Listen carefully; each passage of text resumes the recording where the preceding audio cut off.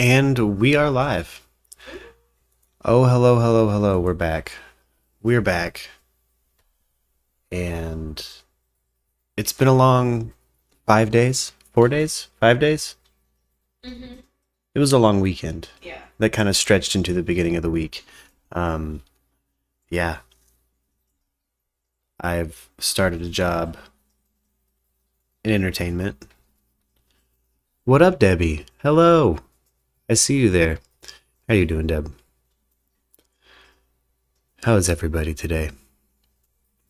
We're good over here at Studio Lux. We're just tired.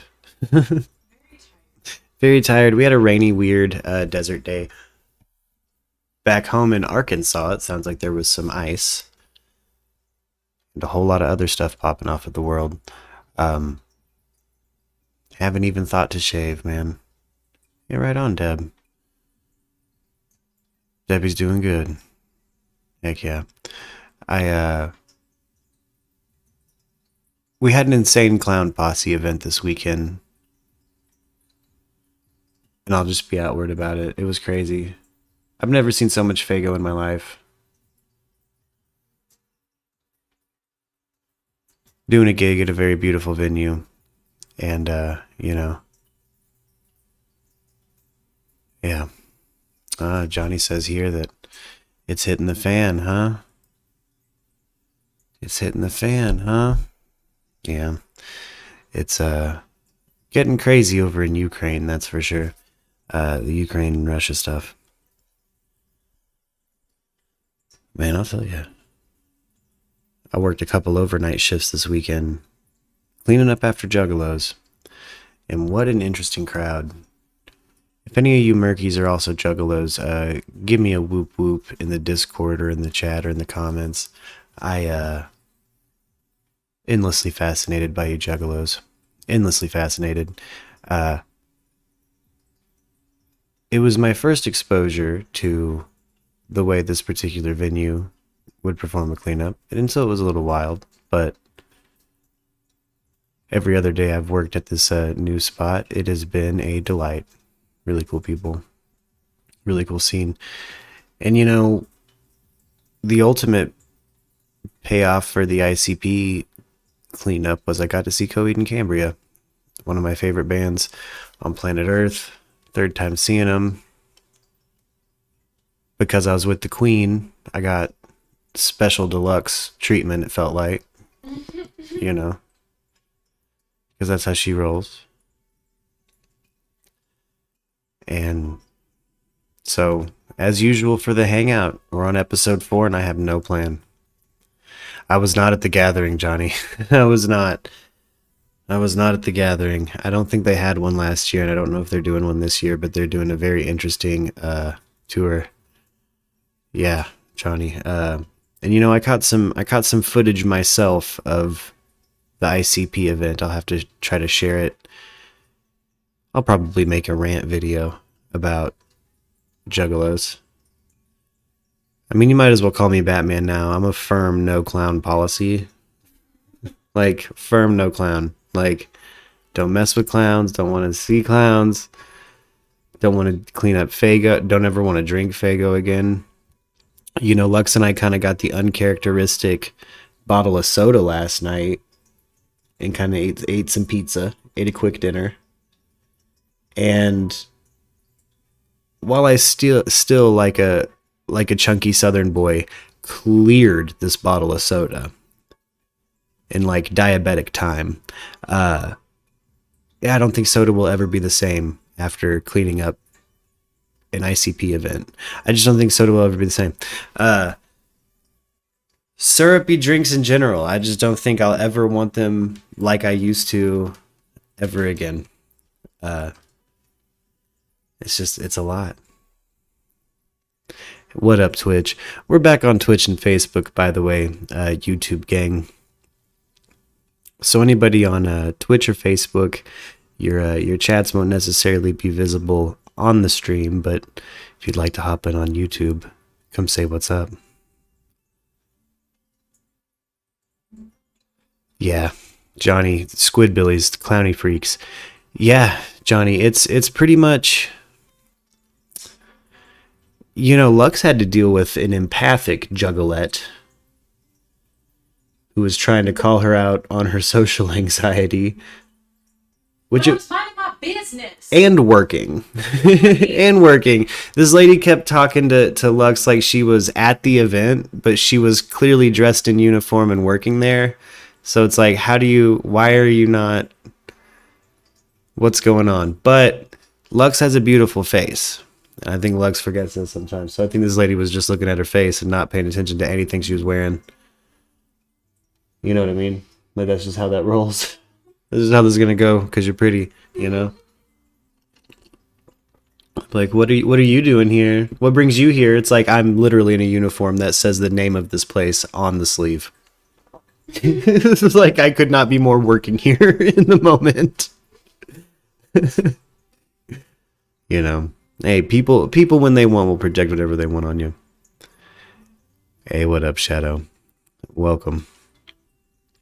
How are you doing, friend? How's everyone doing today? Pile on in here. We're gonna hop into the Ukraine news, of course. You know I'm a news junkie, and you know there's been news popping off, so we'll get caught up. But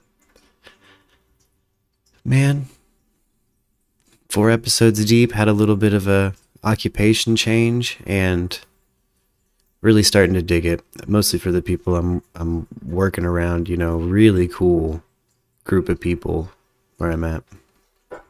I'm really fortunate in that.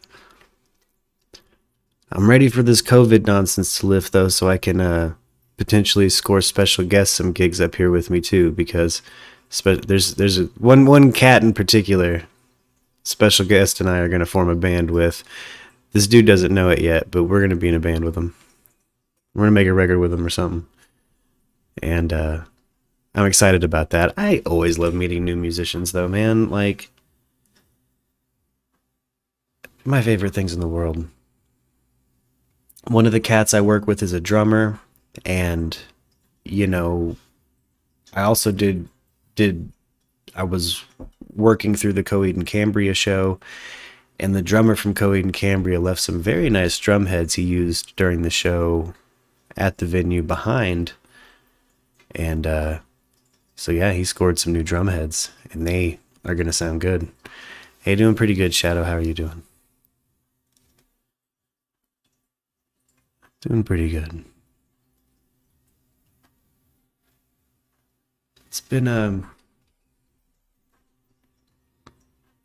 just quite the week, though. Again, like a juggalo, that'll test your nerves right there. Like, that broke me. Clowns broke me this weekend. You know. Oh, for sure, Johnny. For sure. I'm always down to work with any musician, you know. Every guitar player is just half okay in some regard. We're all always learning, you know. That's how it goes with musicians, man. Never talk yourself down. I'm sure you got something you're hella good at that the people around you aren't good at. You know? There's always something like that. You still diving with gators, though, Johnny? Because, Johnny, I'm still holding an open pool. Like, we're about to open a GoFundMe for some life insurance on you, so, you know. But, hey, I'm always gaming for a way to retire onto an island that I've bought.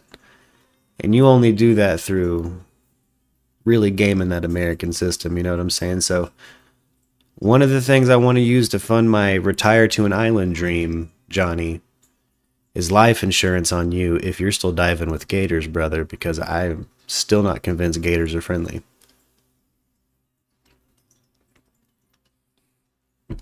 Oh, not as many there. That's good, Johnny. I'm glad to hear you're in safer waters. It's always good. It's good. Guarantee is primarily Germany. Welcome back, Dagny. Germany, watch Germany closely here because we can hear a bit of Dagny's news. What's going on? Oh, shoot. Sorry. You're good. I'm just not good at this. I'm so sorry. Oh, no, you're good. Hey, mine does this to me all the time. Discord, for some reason, will reset the noise suppression and the background noise suppression thing, so you might have to go into your settings and turn all that, like, crisper and all that stuff back on. It always happens. It always happens when I'm like I just want to join. I don't know how to like Yeah. not join your live stream where you can hear me talking. So I apologize. I'm gonna mute Oh, myself right now. oh yeah. Hey, no worries. No worries. There's also a push to Oh, talk function somewhere, but I took it off because I think if people are using their mobile device, it's a little complicated to figure out push to talk, or there's like latency issues. okay. So, hey, no worries. It happens to me all the time. I've noticed, like Discord, half the time when I pop into the Hangout, it'll take away my noise suppression, and I don't know why. Yeah, I and I don't know just why. wanted to say I love Lux too. I didn't put that. I didn't say that before, but I just love her. And my grandchild's name is Luxley, so just like Oh, have something there. But I just wanted her to know I really enjoy her when she's on the stream and everything. Now I'm oh, gonna mute myself. oh, right Thank on. you. Hey, thank you so much. Okay. Thanks. Bye. Yeah, Lex is in the Discord here with us, and she's off camera right now. She's just right off screen. She's over here working. Okay. Cool. All Yes. right. I'll see you. She's. Yes. I think you made her blush. Oh, but man, that's oh, it's always good to hear, man. Oh, working concerts now though. Really excited for this weekend. Gonna go see Patton Oswald. Really excited about that. Debbie also says hello, specifically to you, Hello. lady. Hi. I'm here. Yeah. No, Luck's so pretty. She got chased down. I'm telling you, this lady was like grabbing her hands, trying to get her to dance with her. Again, she's dressed like staff. It was the funniest thing in the world. We're kind of cuddled up on the wall, exhausted, watching ICP throw Faygo everywhere. And yeah, this out of nowhere, Juggalette comes up and is like, "Are you nervous? Do you have anxiety? Do you want to dance with me?" Yeah, I'm nervous y'all are making the floor sticky. Yeah, I'm really nervous about this cleanup job because it looks bad. It was bad. Uh, I'll post some photos in the Discord if you guys would like of the cleanup from the Juggalo event. I got a good before and after. Because boy, did we do a! I thought we did a good job. It was a lot. It was a lot. She is a beautiful lady. Um, Lux also crushed it this weekend. She had really every angle of an event with this ICP thing, I think, working against every angle of every department involved in coordinating the event. So all the higher up people, it felt like, even if, the guy who's my boss is like, he went from having COVID to back at work to right into an ICP event to throwing bodies for 2 nights, like in a row. Like, I think it was a lot on everybody. It was a crazy fucking weekend. I saw even the people who were like, big wigs at the events. I think just making sure things were going smooth. So it was a crazy weekend. So the streaming schedule is going to get a little crazy because I've got a crazy month ahead of me with just of events coming up and me working with these venues. So I'm going to stream when I can. Probably won't have a tight schedule. I'm just going to be squeezing and coordinating when I can. Kind of scheduling like week out at a time right now. Because of how awesome it is that there's events. Like, I still feel really happy I'm in a place that we can have live events happen again. Lord, did it get dark and just icky there for a bit. Just icky. Also been keeping my ear to the ground for our next true crime series. I'm not sure where I want to go with it, but I know it's got to be something that's got me creatively and more than creatively interested, also just, angry. Like, it's got to be one that's got me angry. And so I'm going to keep the Lauren Fields and then the Summer Wells. We're going to probably do some more true crime and chat, like one-offs, before we find another, like, big 5-part true crime thing on the channel. I'm also very excited to see the new Batman film. I think we're 5 days out from the release of the Batman. Matt Reeves, Rob Bat McBattinson, the new Batman, the vampire Batman's. He's not a vampire and Batman. He's just played a vampire and now he's Batman. Anyway, he's a little bat boy. I'm very excited for the Batman. Paul Dano as the Riddler. It's more like a Zodiac take, it appears, with like the Riddler's appearance. I'm very, very excited about it. Zoe Kravitz as Catwoman. I think that's a really good casting. And there's no way it's not going to be a hitter. Look, Batman movies are always respected when they first come out by the media, so the first impressions are hitting the press right now, and I just checked up on some before I went live. And the first reactions are really good for this Batman film. But, in my opinion, doesn't, you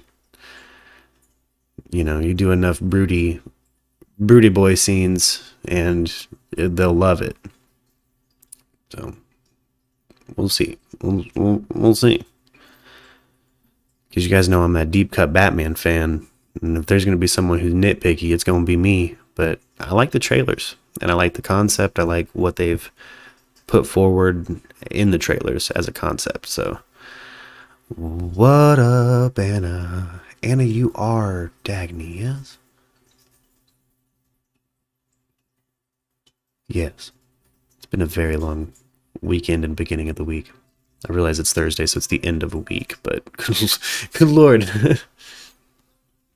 It's been a long one. Let's see. What do we have here? Is Biden still live? Biden was live earlier. Number 2. Talking about the Russian-Ukrainian attack. I don't know if I'm ready to segue into that, honestly. That news hit late on me last night, and I wasn't necessarily expecting it. Oh, you're not, Anna. My bad. My bad. I've been mixing up names for the last 48 hours. I've been calling people the wholly wrong name. Like the wholly wrong name.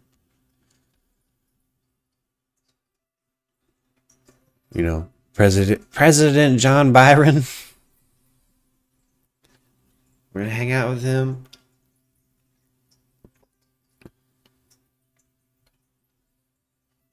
Oh.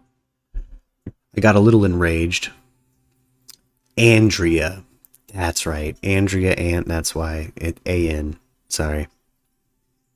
I love you both. There's there was a smaller act that came through this venue I'm working at, and one of the things I've been doing is cleaning up the green room.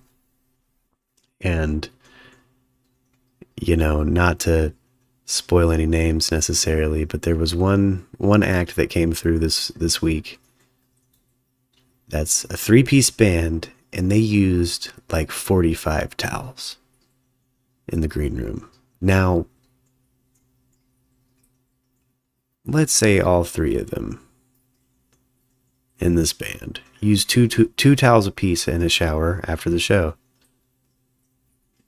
That's 6 towels. How the hell did you get up to 45? What did you spill? And they weren't ruined towels. Very confusing. So weird.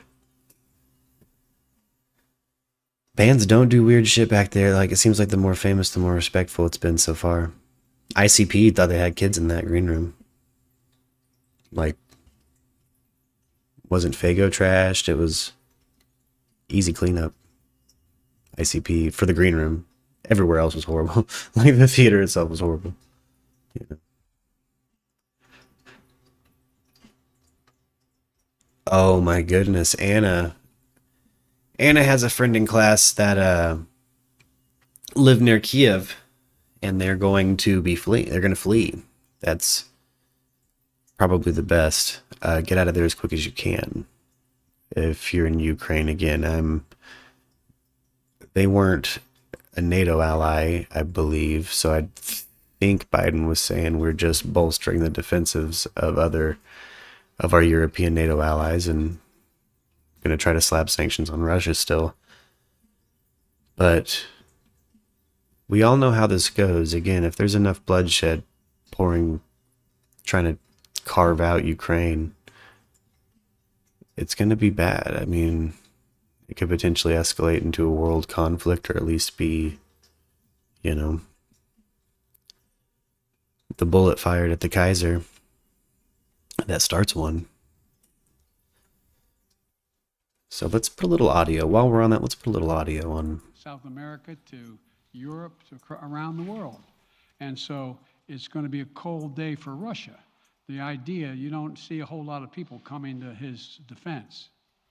And are you, if I could follow up, sir, are you urging China to help isolate Russia? Are you urging China to help isolate Russia? I'm not prepared to comment on that at the moment.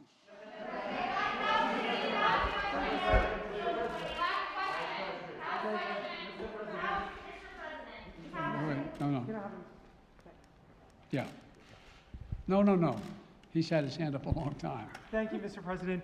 How concerned are you that Putin wants to go beyond Ukraine into other countries, and the U.S. will have to get involved if he moves into NATO countries? Well, if he did move into NATO countries, he will be involved. We will be involved. The only thing that I'm convinced of is if we don't stop now, he'll be emboldened. If we don't move against him now with these significant sanctions, he will be emboldened. And look, you know, well, anyway. And can you talk anything more about your conversation? Mr. President.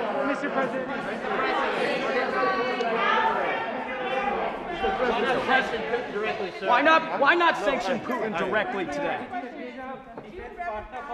I'm sorry, I can't hear you.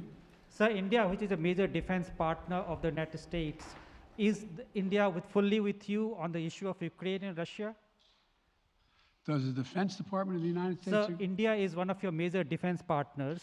Is India fully in sync with the United States on Russia? We're in consultation with India today. We haven't resolved that completely. One more question. Oh. Okay, thank you all very much. So our actual ally, we're forming. Okay. Yeah, it's gonna get. President. I mean, I don't see Putin going into any of the NATO countries. Like, not while he's busy carving Ukraine. So the question is will Putin's actions, because again, annexing a country is going to, Putin had blood moved for those soldiers for a reason. He's anticipating massive conflict. So if there's conflict so massive, the world won't stand idly by and let it happen. Someone will get involved, which will lead to their allies getting involved, which will lead to potentially global conflict. But I feel like a lot of people are teetering on the edge of being incredibly fearful of what's happening stateside. If you're in the United States, I wouldn't panic yet. We're not quite at war with the Ruskies yet. But again, maybe this is the bullet fired at the Kaiser that started the Great War. Who knows? I certainly don't, and I didn't necessarily anticipate. I think the last time we talked on stream, it seemed like Russia was potentially pulling back, and then we found news that was kind of, no, he's not actually pulling back. And so I remember leaving the last stream where we talked about Ukraine and Russia feeling pretty conflicted as to where it was going to go, and now we kind of know where it's going to go. There's two sections of Ukraine that Putin has just declared their own nations, and the rest Russia. So, man, it's probably going to get, it's going to get ugly. Again, you don't see somebody coordinate necessarily like blood in with the medical supplies quite like, he's anticipating conflict. You can tell by what he's moved where. And that's one thing I do appreciate from all the major news outlets last night and this morning is they're showing the intel that's been made public as to where Putin's moved what. So you can kind of see the pieces on the chessboard on the news right now. And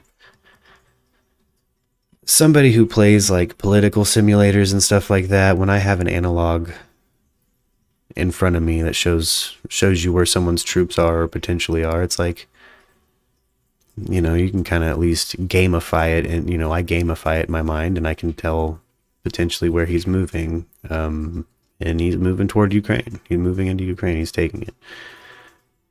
And, you know, Debbie, the UK has just sanctioned Russia. Yeah, people are going to be, yeah, you're going to see these sanctions pop up, man. I know that Russia blocked this pipeline to Germany, which is also going to be, in my opinion, just as relevant of a situation as annexing Ukraine. These are things that are working in tandem to build a particular image of his authoritarian nature right now. And Putin has been hungry for Ukraine. Kiev used to be, you know, Kiev and Rus. Arianthe, good morning. What up, lady? Listening and modding. Oh, thank you so much. Shout out you admins, by the way.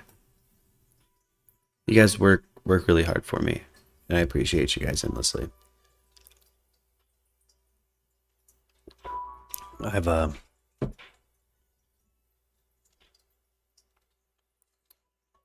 forgot what I was going to say because I'm still tired from Juggalos.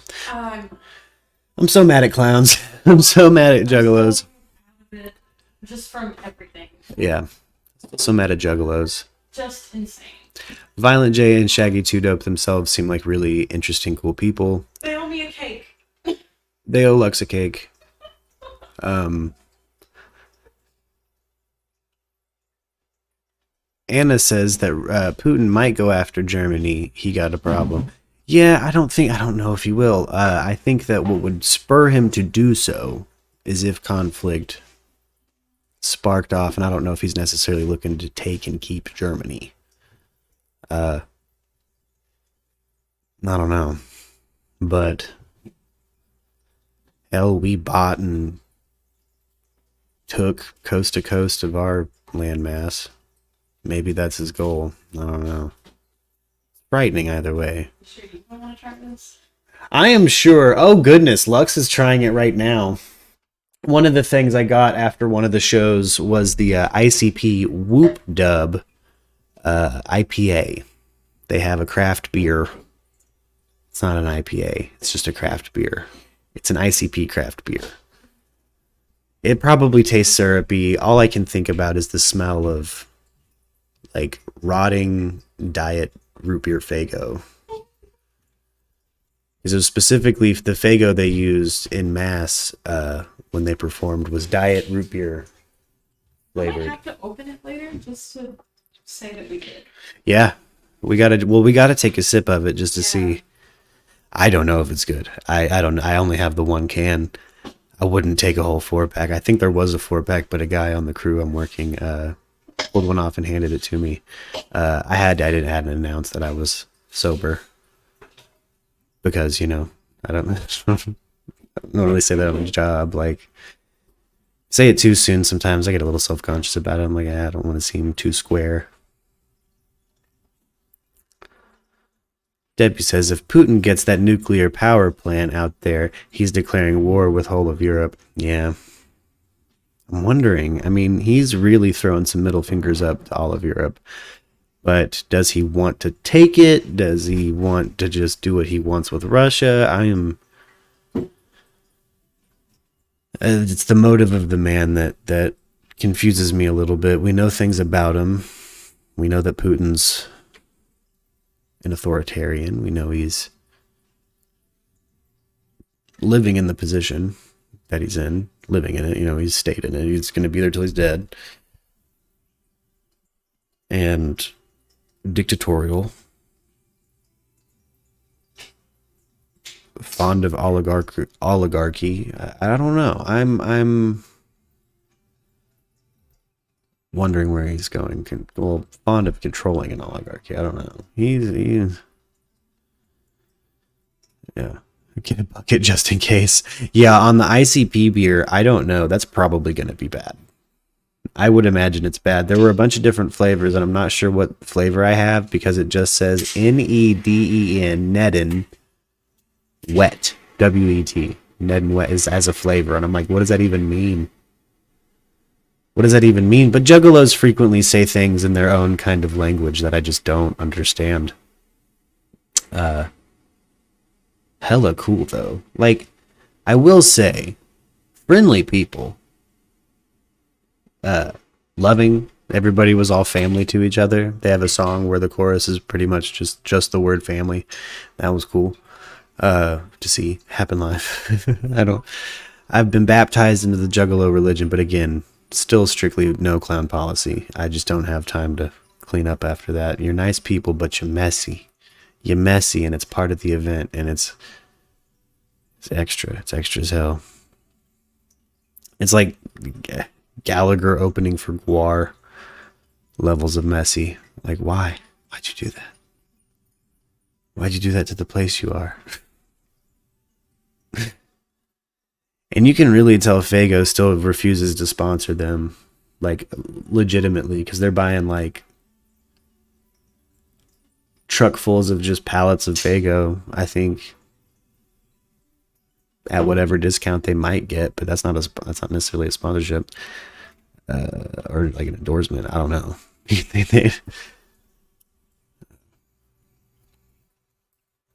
But they launched so much Diet Root Beer everywhere. There was one section in Lake Faygo after the event. It's a theater, so the floors slant down, so all the Faygo puddled in, like, you know, a hella deep lake of Faygo at the end of the night.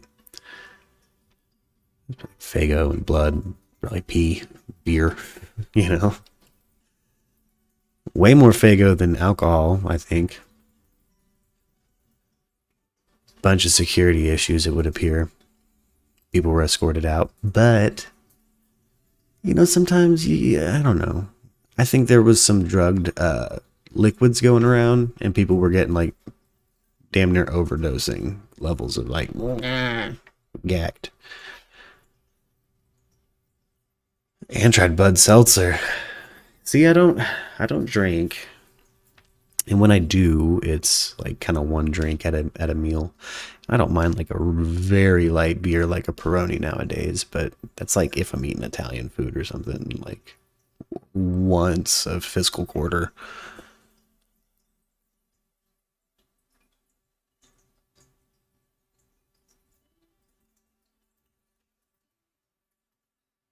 Oh, retaliate on Russians not involved in what's happening. Well, Arianthe, yeah, that's just people on the ground. Arianthe, that's going to be a hard sentiment to maintain, though, through all of this. You know me, though. You grew up with me during the Islamophobia that swept over the South. And, you know, I very rarely do the people on the ground agree wholeheartedly with the decisions of the elites. And, yeah, I know that's the decorum I'm going to keep. But, you know, we'll probably see people show up real anti-Rusky. And if you show any pro-Russian sentiments, it might get a little, you know, heated in the future. I predict, you know, if they keep acting the way they do, we might have another,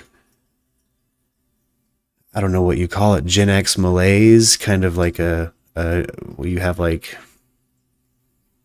a generation of people raised to absolutely fear the Ruskies, and then their children were also raised to fear the Ruskies, but also left with almost a futile, scared view of the government, and understandably so, living through things like this. So, I don't know. I predict socially it's going to get a little weird between America and Russia, again, culturally, unfortunately. But you know, the Russian people I have known have always been nice people. But I've also known Russian people that, you know, I don't know, you guys see the Europeans we have come through here, and if you are a European that comes through here, you know what I'm talking about. You guys are all, we could all sit down and eat together, you know what I mean? we could all have a conversation. And I know I'm going to do my best to maintain that decorum, particularly if Russians show up. Now, I have had, unfortunately, the majority of interaction online I've had with Russian presence has been Russian bots or fake Russian accounts that just spam links, or their cyber attack game is nutty. But Arianthe well said. I mean, there's civilians involved in every war, and it's not the population. I'm also a Jewish person too, so as part of a group that gets villainized frequently, particularly by conspiracy theorists, I get it. Like I'm not that way. I'd never be that way. I might jokingly say I might generalize about the Russians, but I'm talking about their military, or just their, verbally parodying their media presence, which people in the chat are going to come in and do that. There's a level to it. We're going to see unintelligent versions of it, I'm sure, between now and 5 years from now, where, there's like a Let's Go Brandon equivalent of talking shit on the Russians, and it's like, well, you're not clever. You didn't actually say anything, you didn't. We'll see that you just generalized about Russians and said you didn't fucking like them, and I don't like stuff like that. I don't like stuff like that either, Arianthe.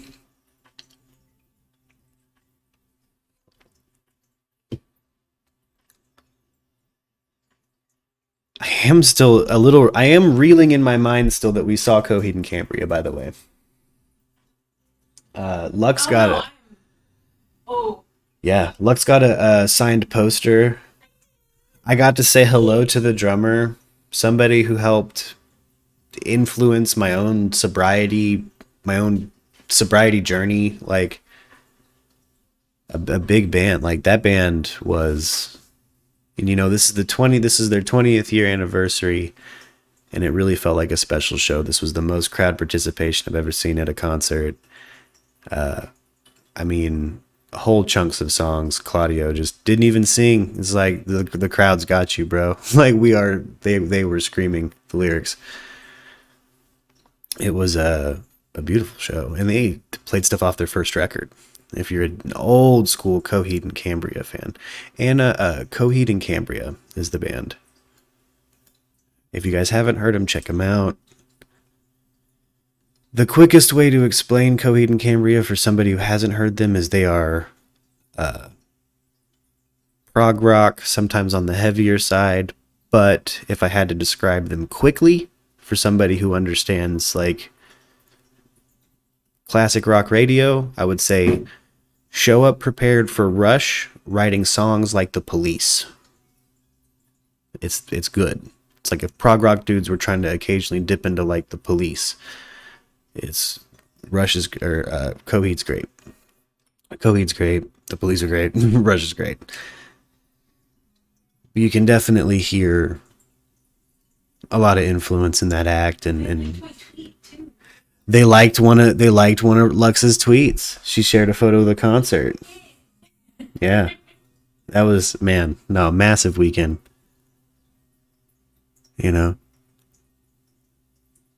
Oh, thank you so much, Arianthe. Yeah, you guys, if you're here, it helps a lot in the algorithm if you click that like, click that thumbs up, hit that subscribe, hit that notification bell so you know when we go live. Through the next month, we've got quite a bit of events going on. So again, the stream schedule is going to get a little different, but I'm going to come in when I can. But Killer Coheed show. Second Stage Turbine Blade, their first record. This was the third time I've seen this band. I don't think I've ever heard them. I've never heard them play something off of that record live. I don't think. Maybe one track off of Second Stage Turbine Blade, but Like maybe like, no, maybe. But they straight did a whole chunk, like a medley, like a tribute to the first record, and it was cool. As a longtime fan of a band, like, they just know how to deliver it to an audience, and they're pros, man. They're pros. ICP also unusually pros. It's weird. They really can work a crowd, man. They know their audience. They know their audience well. That's a crazy show too. Like, they had these big Hatchet Man lights and like all this. They had 2 cages, which is people in costume in them. I thought those cages were for strippers, because I had heard from the Queen that they were looking for strippers last minute. Well, strippers weren't in those cages. It was one person with a mask with a couple faces on it named Many Faces, and then there was another mask with a dude in a gorilla costume just says 8 Boy. So, yeah. But strange ICP event, again, it wasn't a gathering or anything, but the first night was like a hair metal. It was like the heavy metal hair bang. So it was like a metal band with ICP playing ICP songs, but like the metal versions of ICP songs. And again, Faygo everywhere, confetti everywhere. Second night, classic ICP. Felt like I was in a documentary. Yeah. I'm talking everything. The Faygo they brought out, it was, yeah. They brought out Juggalettes for no reason, like 3 different times.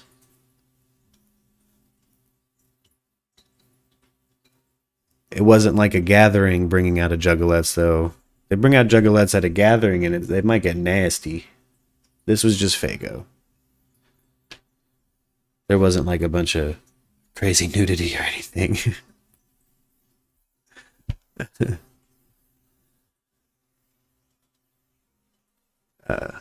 Oh, that's how you knew he was home, man. Hey, that's as when I was a teenager, if you heard Coheed jamming from my room, that's definitely how you knew I was home. Coheed and Cambria was like the soundtrack to my teen years, man. Teen years and early 20s, and still to this day, I love that band. Coheed and Cambria, Circa Survive, stuff like that. You guys will notice I'm a fan of, you know, I suppose what some people would say falls into the line of like emo music, but that was my generation. Stuff like Circa Survive, Seosin, Under Oath, all those bands. We really love that stuff. I'm not that excited about that big ass concert they announced at that When We Were Young event. Like, I think that the only acts I was excited about really were The Used and My Chemical Romance, because when those two play together, that's a cool show. But meh. Mount Etna went off in Italy. Damn. Volcanic eruptions like crazy in Europe right now. Huh. You know, we're having stuff like volcanic eruptions, people with the Havana Syndrome issue. Now Russia's pushing into Ukraine. My conspiracy brain is like, it's all connected, man. Have we checked on Zimmy? I checked on Zimmy, 2 days ago? 2 days ago? He released a new record. He's good. Zimmy's alright. I'll check on him again. He's probably asleep right now. It's like 1 p.m. here, so that means he's asleep. But yeah, he's doing good. Meant to make time, but like everybody in COVID, you know, schedules change, shit like that. In Italy, it seems like they're just staying kind of closed down, just clamped down. Like that's just how things are going.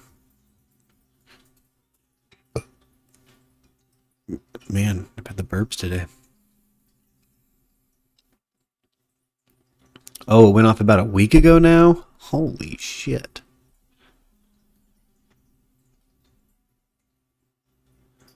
Debbie, really though? Edna went off. See if we can't find any footage of this,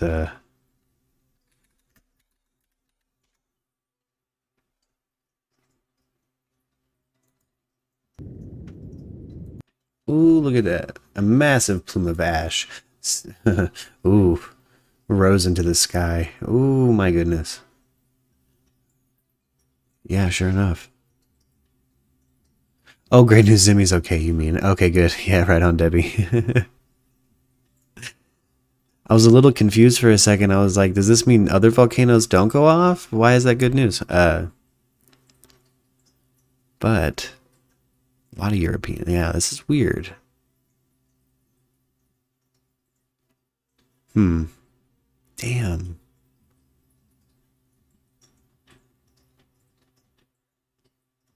It's like the earth is bleeding. It's crazy.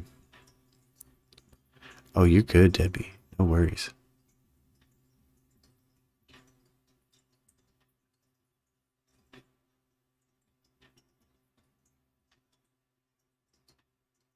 The heat proof,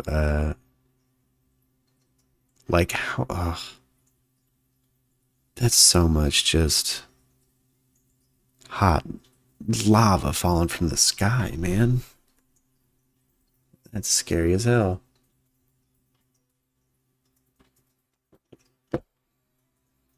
Live cam on Mount Rainier. Let me see. I'll see if I can do that.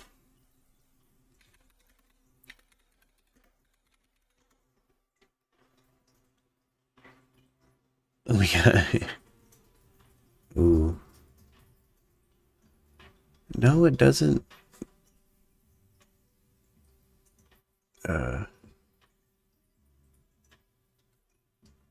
Apparently people have disappeared near Mount Rainier. Here's a live webcam of Mount Rainier. Peerless beauties, the hidden dangers of Mount Rainier. No, I don't think it is. There's no, well, there's no. Oh, it might be smoking.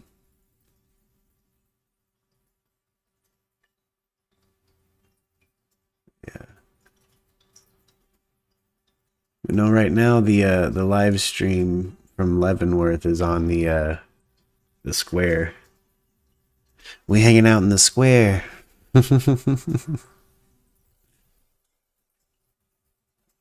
Right on. Let's see. Let's go. Let's check out our news page. Let's hop right into it. You know, we're getting close to an hour in, so we might as well. We might as well. Like, been waiting for the highlights from Biden's rant, man, so we can react to this live and maybe, you know, I can give my spiel about how I'm in a recreational marijuana state, and if you see me smoking marijuana on this stream, it's because I'm doing it somewhere where it's legal. And I think it's that time. If you got them, burn them. If it's legal. The Nations Security Council was meeting to stand up for Ukraine's sovereignty, to stave off invasion. Putin declared his war.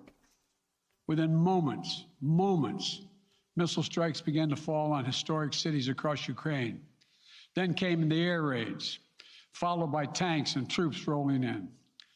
We've been transparent with the world. We've shared declassified evidence about Russia's plans and cyber attacks and false pretexts so that there could be no confusion or cover-up about what Putin was doing. Putin is the aggressor. Putin chose this war, and now he and his country will bear the consequences. Today, I'm authorizing additional strong sanctions and new limitations on what can be exported to Russia. This is going to impose severe cost on the Russian economy, both immediately and over time. We have purposely designed these sanctions to maximize the long-term impact on Russia and to minimize the impact on the United States and our allies. And I want to be clear, the United States is not doing this alone. For months, we've been building a coalition of partners representing well more than half the global economy. 27 members of the European Union, including France, Germany, Italy, as well as the United Kingdom, Canada, Japan, Australia, New Zealand, and many others, to amplify the joint impact of our response. I just spoke with the G7 leaders this morning, and we're in full and total agreement. We will limit Russia's ability to do business in dollars, euros, pounds, and yen Damn. to be part of the global economy. Damn. We'll limit their ability to do that. We're going to stunt the ability to finance and grow the Russian military. We're going to impose major, and we're going to impair their ability to compete in high-tech 21st century economy. We've already seen the impact of our actions on Russia's currency and the ruble, Yeah. which early today hit its weakest level ever in history. The Russia stock market plunged today. The Russian government borrowing rate spiked by over 15%. In today's actions, we've now sanctioned Russian banks that together hold around $1 trillion in assets. We've cut off Russia's largest bank, a bank that holds more than 1/3 of Russia's banking assets by itself, cut it off from the U.S. financial system. And today, we're also blocking 4 more major banks. That means every asset they have in America will be frozen. This includes VTB, the second largest bank in Russia, which has $250 billion in assets. As promised, we're also adding the names to the list of Russian elites and their family members that we're sanctioning as well. As I said on Tuesday, these are people who personally gain from the Kremlin's policies, and they should share in the pain. We will keep up this drumbeat of those designations against corrupt billionaires in the days ahead. Yeah. On Tuesday, we stopped the Russian government from raising money. See, all of these things sound like the predictable thing to do and something that Putin would have already imagined is going to happen, so. From U.S. or European investors. Now we're going to apply the same restrictions to Russia's largest state-owned enterprises, companies with assets that exceed $1.4 trillion. Some of the most powerful impacts of our actions will come over time as we squeeze Russia's access to finances and technology for strategic sectors of its economy and degrade its industrial capacity for years to come. Between our actions and those of our allies and partners, we estimate that we'll cut off more than half of Russia's high-tech imports. It'll strike a blow to their ability to continue to modernize their military. It'll degrade their aerospace industry, including their space program. It'll hurt their ability to build ships, reducing their ability to compete economically. And it will be a major hit to Putin's long-term strategic ambitions. And we're preparing to do more. I don't know. I don't know about all that, Biden. I think he's got a plan for that, or he wouldn't have moved in. What's up, Justin? Hope you're staying safe out there, man. It's gotten slick as hell in the heartland. What up, Erica? How's the weather where you guys are? Oh, right on. I'm glad we can be here for your workday, though.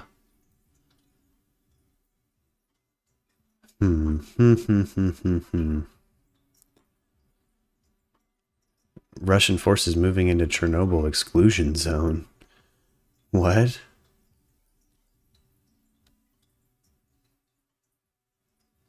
Why would they try to take...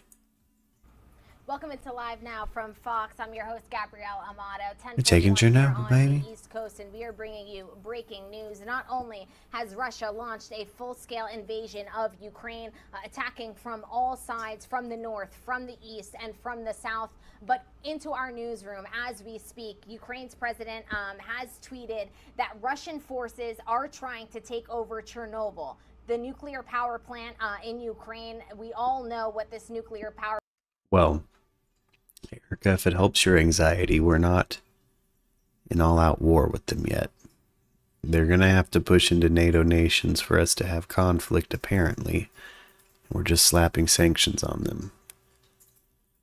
Now, again, Biden is telling the American public that he thinks this will halt or freeze or stop their economy, but it feels like Russia's gone out of their way to build their own I mean, look, they wouldn't have done this action without anticipating those sanctions. He knows how they'll respond. So he must be confident enough with what he has to push forward with plans of annexation. So I don't know. My thoughts and prayers are with the Ukrainian people who are separatists. You know, I worry, or not the separatists, the legitimate government of Ukraine, excuse me. I'm with the people who are for independence. Of course I am, but it's just frightening. It is frightening, but you know. Yeah, we are sanctioning the living hell out of Russia, but I just don't. I think they were planning on that. I think that they are anticipating that. I think they have a plan around it. They're going to take Ukraine no matter what. I think that's maybe why we didn't get involved. You know, they're not a NATO nation. And Our plan is, many of you, I'm sure, have watched the Netflix documentary or the Netflix series on this. This is serious. This is a serious development that has now reached our news desk. This is the site of the disastrous nuclear accident in 1986. A routine test at the power plant went horribly wrong, and two massive explosions blew the 1,000-ton.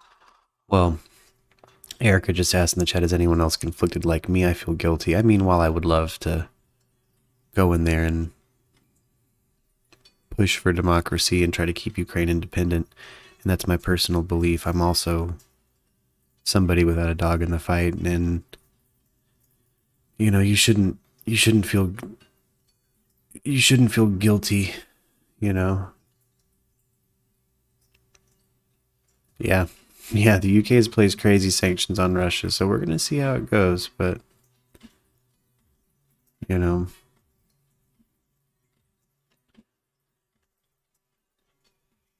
I do feel a little bad that we're not bolstering the defenses of the Ukrainian government, but look, there's only so much you can do in this situation.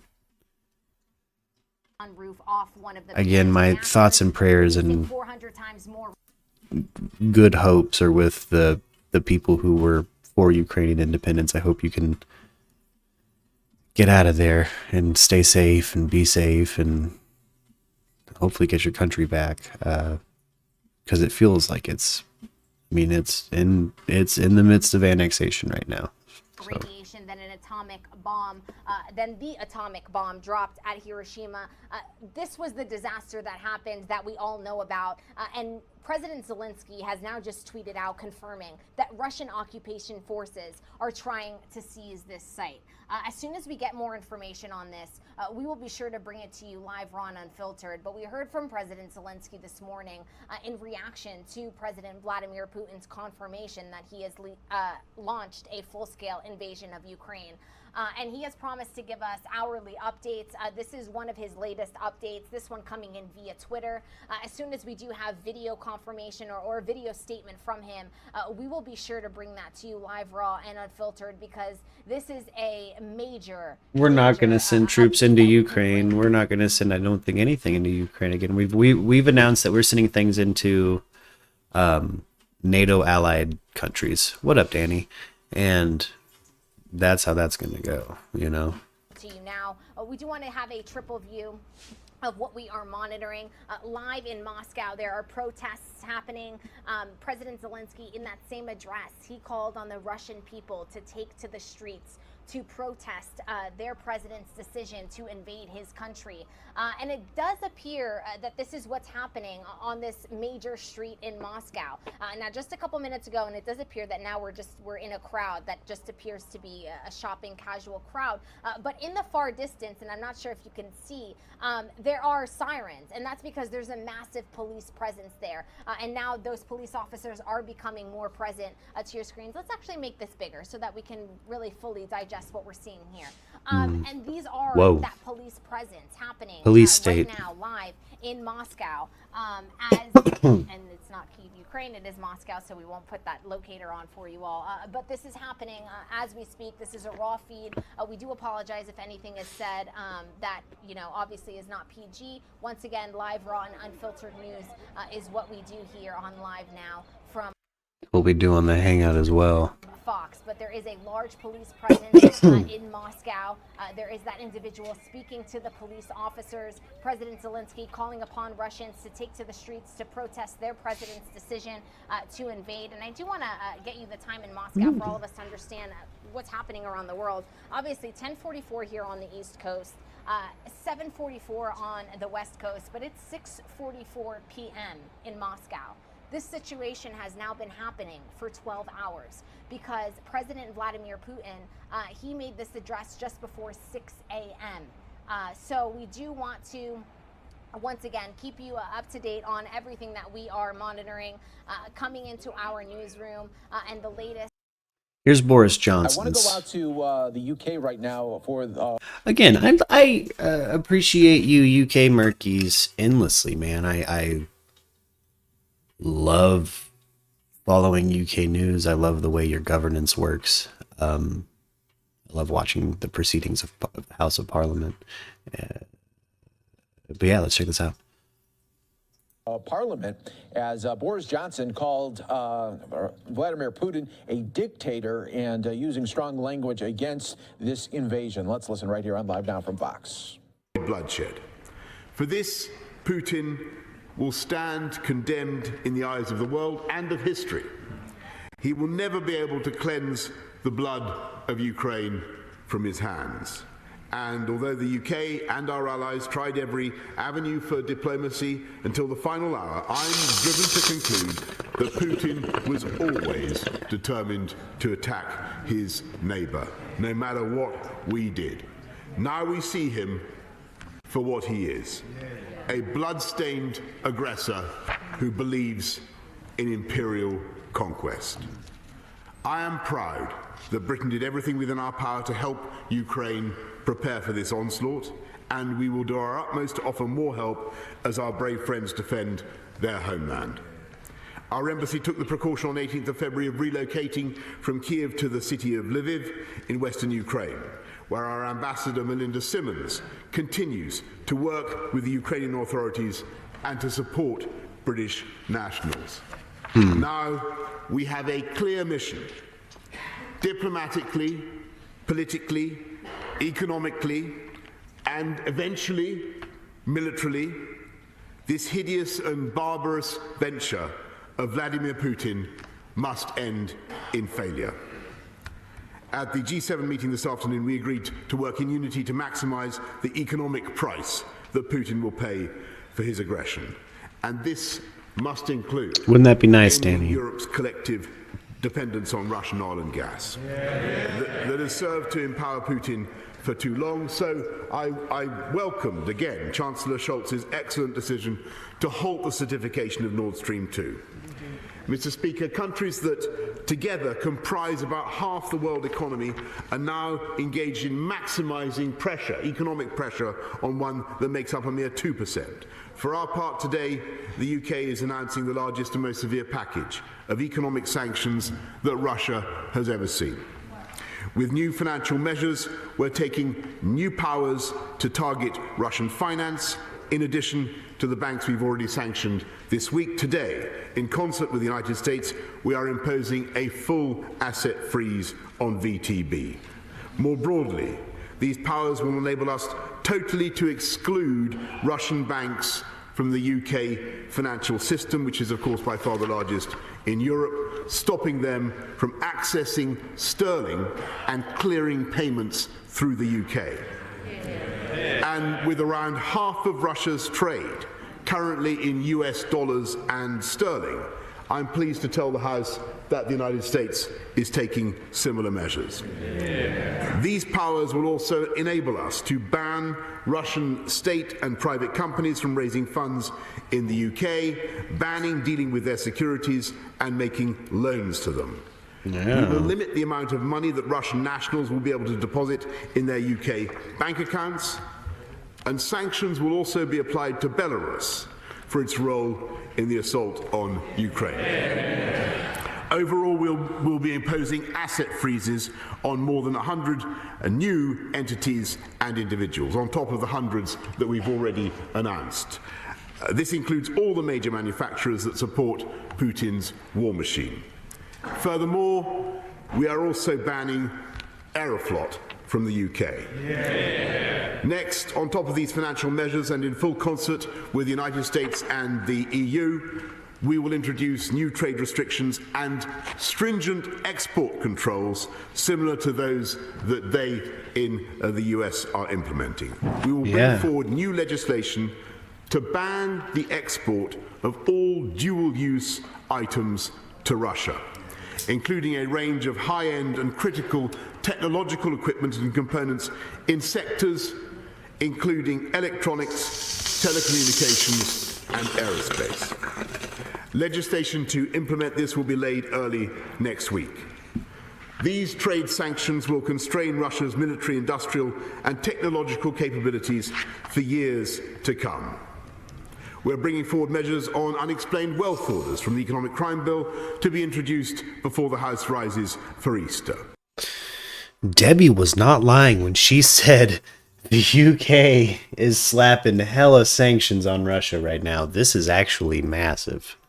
And we will set out further detail before Easter. This is where, to be included in the full bill. You know, there's so much we can and will do as a nation, but the UK just responded in a way that has me going like here. In a way that's really gotten them to ignore that they wanted Boris Johnson out. It is perfect for Boris Johnson, isn't it? Perfect timing. It is perfect, you know. Lithuania is also doing the same, Erica believes.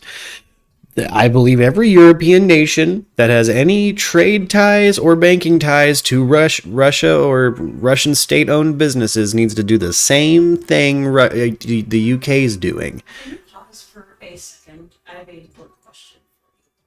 Yeah, for sure. Just 1 second. We'll be right back, guys.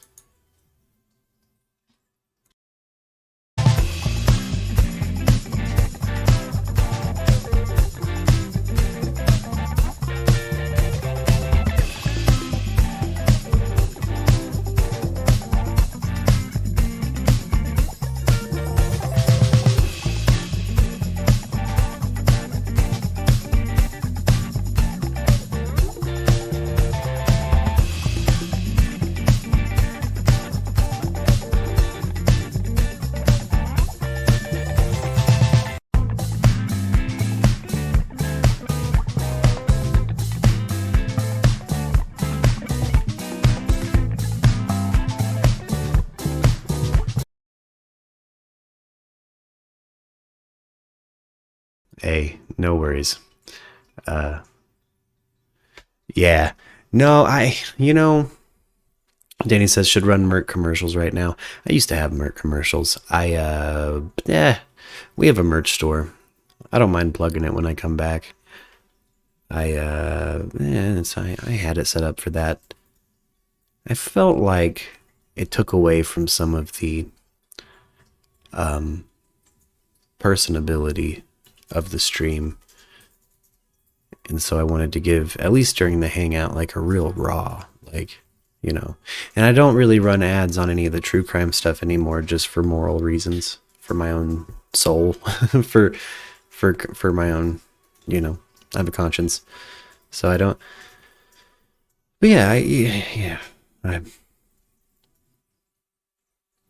tried it YouTube's way, and so now I'm doing kind of a hybrid of both, where it's like, we'll meet TOS, we'll do all the things, we'll do my best to keep my shows in the green, but I also don't really feel like running ads like I used to. I still monetize streams like this one because things like that keep Merc Radio alive. Every like, share, and subscribe, man. That little click is a big deal on this end, so If anybody hasn't taken the time to maybe do that little click, hook it up. It's a big deal for all of us, and it helps us out tremendously. Also, hop in the Discord. Be a part of the conversation if you'd like. If you want to be a part of the show, hop on in. I really do 2 shows right now. Outside of like gaming and the Tattered Map or conspiracy stuff, I have 2 things that I do. One of them being true crime. In true crime, I really want you guys to come with me with the presentation. Man, our last true crime in chat with Allie Cattails was really good. Allie had a really good presentation. Anybody else has a presentation, you let me know. Or anybody else has some stuff they want to screen share, just some true crime they want to talk about, just a case they found interesting and they feel like if you feel like you could rant about it for an hour, hit your boy up. We can pop live, hit this Discord up. You don't have to be nervous. You don't have to have a nice camera, a nice microphone. If you have your cell phone, that's fine. That's fine. I can pull stuff up for you, you know? So I tighten ship for a little bit, but we're back, baby, you know? Oh, you were watching the Canadian convoy. Word, Danny. Yeah, a lot of people were paying attention to you know. Oh, right on. Eric is headed home. Cool. Yeah, I'll be going for at least 2 more hours. So, you got time, lady. Get home, get settled in, smooch your children on the head, and come on in, man. We'll be here. Yeah, that Canadian convoy situation was crazy. We covered a little bit of it. I watched Trudeau's response. And I'm still wondering if he's, you know, one side of the aisle says he's become, I don't know.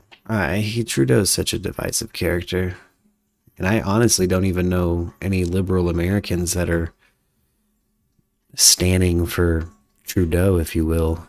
So, but I don't think I know, like, all the people who are liberal like me aren't really, I mean, we don't like Joe Biden. Trudeau seems authoritarian in his response. And if I'm going to go out here standing for a government, I'm going to need some democracy, some transparency, some care for the people.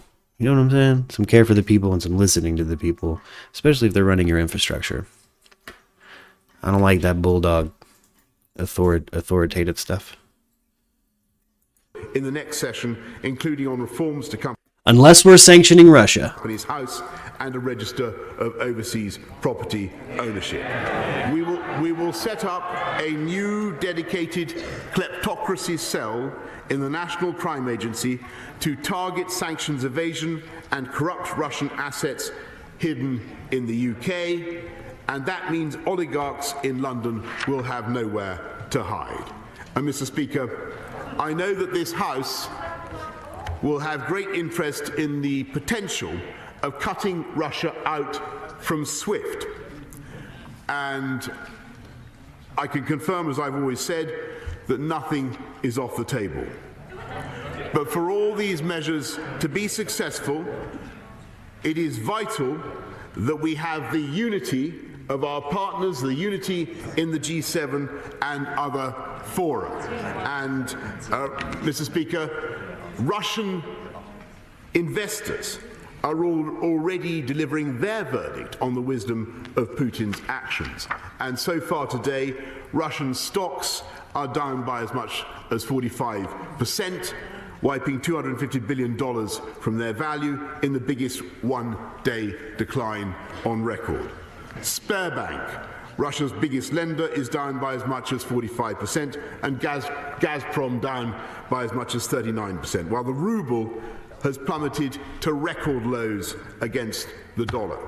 We will continue on a remorseless mission to squeeze Russia from the global economy piece by piece, day by day, and week by week. And we will, of course, use Britain's position in every international forum to condemn the onslaught against Ukraine, and we will counter the Kremlin's blizzard of lies and disinformation by telling the truth about Putin's war of choice and his war of aggression. And we will work with our allies on the urgent need to protect other European countries that are not members of NATO and who could become targets of Putin's playbook of subversion and aggression. And we will resist any creeping temptation to accept what Putin is doing today as a fait accompli. Oh, I absolutely believe Putin was anticipating this sanction response. There can be no creeping normalization. Not now, not in the months to come, not in the years ahead. We must strengthen NATO's defenses still further. And so today I called for a meeting of NATO leaders, which will take place tomorrow.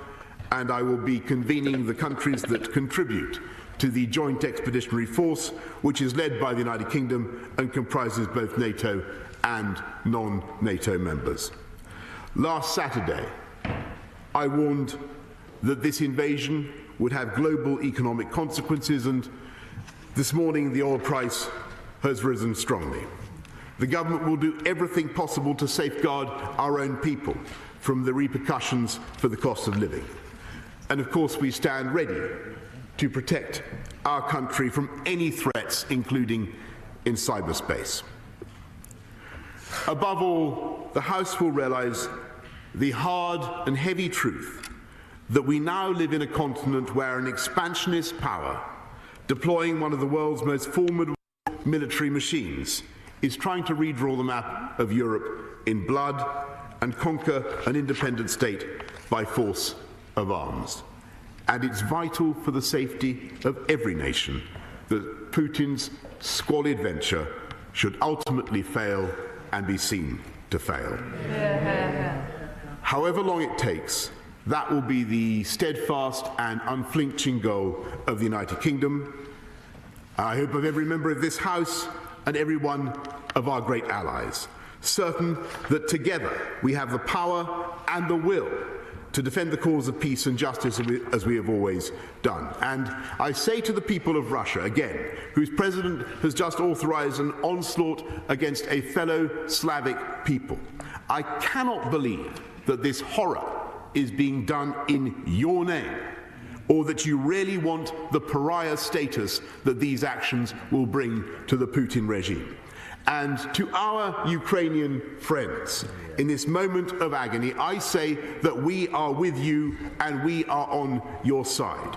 Your right to choose your own destiny is a right that the United Kingdom and our allies will always defend. And in that spirit, I join you in saying Slava Ukraini, and I commend this statement to the House. I now call the Leader of the Opposition. Damn. Russians have captured Chernobyl. In Ukraine, and Mariupol, Ukraine is where Richard. It's popping off moment by moment.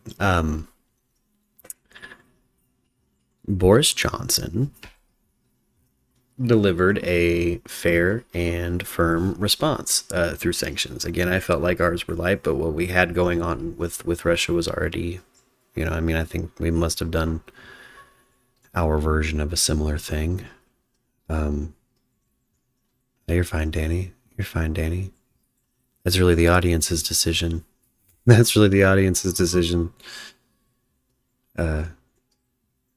Give a ha-ha if you guys hear a funny joke, because I can't see you laughing.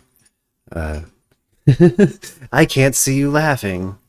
And sometimes people say I'm funny, and I talk to a quiet room most of the time.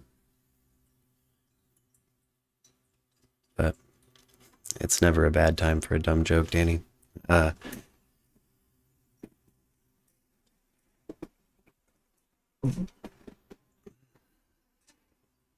think Boris Johnson needed that media cleanup too. I think we're moving out of realm of me believing this was a cover-up or conspiracy. Of course, here in a little bit, we're going to check on our boy Alex Jones, see how he's holding up. Because, as anxious as we feel over Ukraine and Russia, you know, Alex Jones has to be through the roof. You know, I'll be anxious if Russia moves into NATO, into a NATO allied nation that we have troops in, but I just don't see that happening. Not without major reason to. So, again, but this might be the spark that lights the fire. Who knows? You know, who knows? Well, Danny, of course it was planned years ago. Putin's been talking for years about annexing Russia and the history of Kiev and Rus, and, you know, how that's Russia. He says that's a province of Russia. He's been saying that. So, oh yeah, he's had a planned annexation of Russia for a long time. Angle is, and Richard, you were covering the very beginnings of what appeared to be the start of this hot war yesterday. We're 24 hours later. What's the situation, and just how much more do you expect this to escalate in the coming hours? Well, I think we're at an inflection point here. And yesterday, when we spoke, things seemed to be heating up. The Russian-backed separatists were definitely increasing their amount of fire, softening the ground. And then we saw at 5 o'clock local time, Vladimir Putin gave that speech, and moments later, the invasion began. And the invasion began from 3 different sides of the country, from the north, from the east, from the south. And it is spread out throughout the country. You showed a map earlier where there were just red dots everywhere. And that is what it feels like. It feels like this country is being attacked everywhere. There are multiple strikes on military targets that are new reports every single hour. And the reason I say we're at an inflection point now is for the most of the day, they were fairly precise strikes on military targets. But now the Russian troops clearly are heading toward major cities. They are heading toward this city, Mariupol, where I am right now. They have been tied down, according to the Ukrainian military, with heavy fighting in other cities on the way, also in the south here. Those troops coming up from Crimea. They are heading toward Kiev. And there has been heavy fighting with Russian troops able to take an airport near Kiev. Multiple Ukrainian officials have also said that Russian forces have been able to secure the Chernobyl area, and they are also heading toward Kharkiv, which is the biggest city in the east. So these are all large cities. Right. We're talking 450,000 in Mariupol and millions in Kharkiv and Kiev. So the next phase of this battle could be perhaps the most decisive one. And then there was this report on Russia Today in which Dmitry Peskov, the Kremlin spokesman, said that Putin is ready to discuss terms of surrender with Ukraine, with President Zelensky, but those terms of surrender would be a total capitulation. It would be Ukraine agreeing to be neutral and giving up all of its weapons. I'm not even sure if those terms are something that the government here would even consider. Right. It could be just another head fake from Moscow offering something that is meaningless. Ooh. Okay. So, like I was saying at the top of the show, he's going to be annexing Ukraine, except for 2 portions that he's declared their own nations, or independent. So, we'll see what happens there. Here's a headline from Panetta MSNBC. America will bear some of the consequences of Putin's actions in Ukraine. Now, that headline has me interested. So let's explore what they're talking about there and what they mean by that headline, because maybe that's clickbait as hell, but let's check that out. Actually, before I click on that, let me grab a drink real quick. Be right back, guys.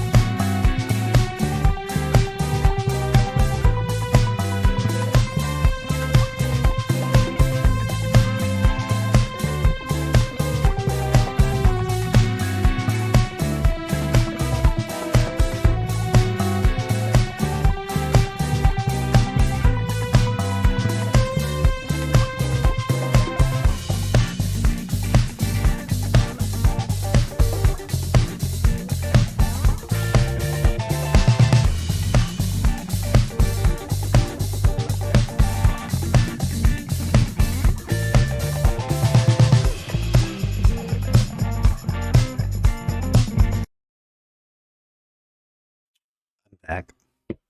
What is up? Debbie says that Trump plays a big part in this. And I feel like maybe this article I'm about to click on, it can remind everybody, Panetta, MSNBC, America will bear some of the consequences of Putin's actions in Ukraine. Let's see what we got here. This was 31 minutes ago. Fresh press. Let me bring in the former Secretary of Defense, former head of the CIA, Leon Panetta. Let me start with what the mission is now. The mission 48 hours ago was to deter Putin from doing this. We have not deterred him from doing this. So now I assume the mission is to get him to retreat in some form or another. How do we do it? The mission, Chuck, is to make sure that he pays a very heavy price for what he's doing. That was the deterrent that we hoped would convince him not to invade. He has now invaded, and we have to make sure that he pays a heavy price for what he's doing by every capability we have, working with our allies to respond. Sanctions, cyber, military assistance to the Ukrainians, reinforcing our forces in NATO. All of those areas, I think, are in play right now.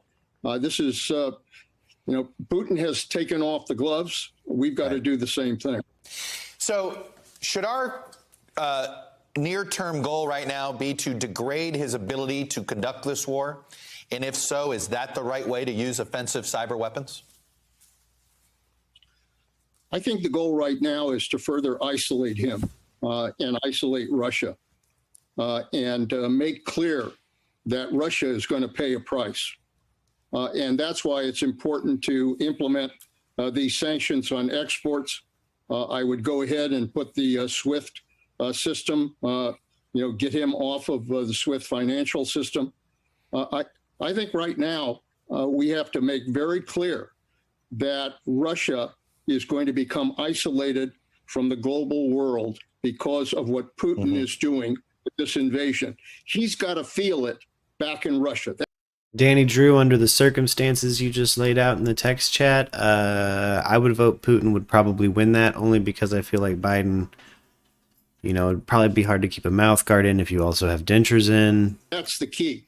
This isn't a question of making him feel it in the Ukraine. He's got to feel it back in Russia.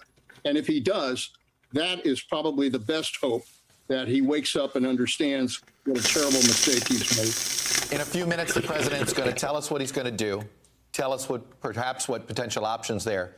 Does he also need to prepare the country that Putin's not going to See what I did there? There's never a bad time for a dumb joke. go away quietly? And if Putin feels pain in Russia, he's going to try to make us feel pain here. Yeah, there's no question that, we obviously are not directly involved in this war, but for all intents and purposes, we're involved in a war with Putin to try to stop him from doing what he's doing in attacking a sovereign democracy. And for that reason, I think America has to be put on alert that we too will bear some of the consequences of what's happening as a result of what Putin's doing.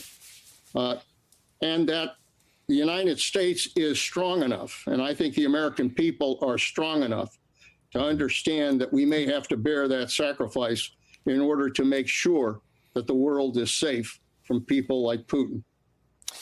I asked you recently why, when somebody says the most important thing to understand about Vladimir Putin is the three letters KGB, and I said, what does that stand for to you? And it means paranoia.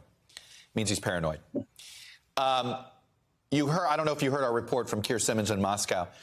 There seems to be more and more public evidence that he's isolated, more and more public evidence that he's surrounded by yes people, and if you don't yes him, perhaps there was a video diatribe dressing down of somebody who didn't yes him, maybe to send that message. What if we're not dealing with a rational actor? What do you do? Well, I think the target here has to be aiming at his weaknesses in Russia, and he has a lot of those weaknesses. The Russian people aren't particularly excited about another war. There are people around him who probably thinks that he's done the wrong thing. And what you have to do is to convince Putin that he has now isolated himself from not only the rest of the world, but from Russia itself. If we can create that paranoia in Putin, I think we'll understand that he's going to have to back off. Boy, you're dancing around this, and maybe I was dancing around this, so let's not dance around it. I mean, do you think you can create the conditions where there are people around Putin who think he's a problem and we got to do something about it? Well, look, we have a lot of capabilities as the United States of America. And cyber is obviously one of those capabilities. So we are living at a time when cyber is the battlefield that we're going to have to engage in. And I think a careful use of Brought that up at the top of the show too, Russia and the cyber attacks. That's, Debbie, when Debbie said Trump plays a big part in this, that was my first thought was I feel like I saw direct evidence of Russian meddling in our democracy by way of social influence through our social media. And this is a new type of crime we're talking about here. This is a new type of geopolitical, social Cold War type of thing I think we're entering into. And I absolutely think the Trump administration handled it poorly, and a lot of how its most zealous of supporters were emboldened were through the acts of Russian bots or, fake accounts or genuine Russian agents of chaos entering our realm of social media,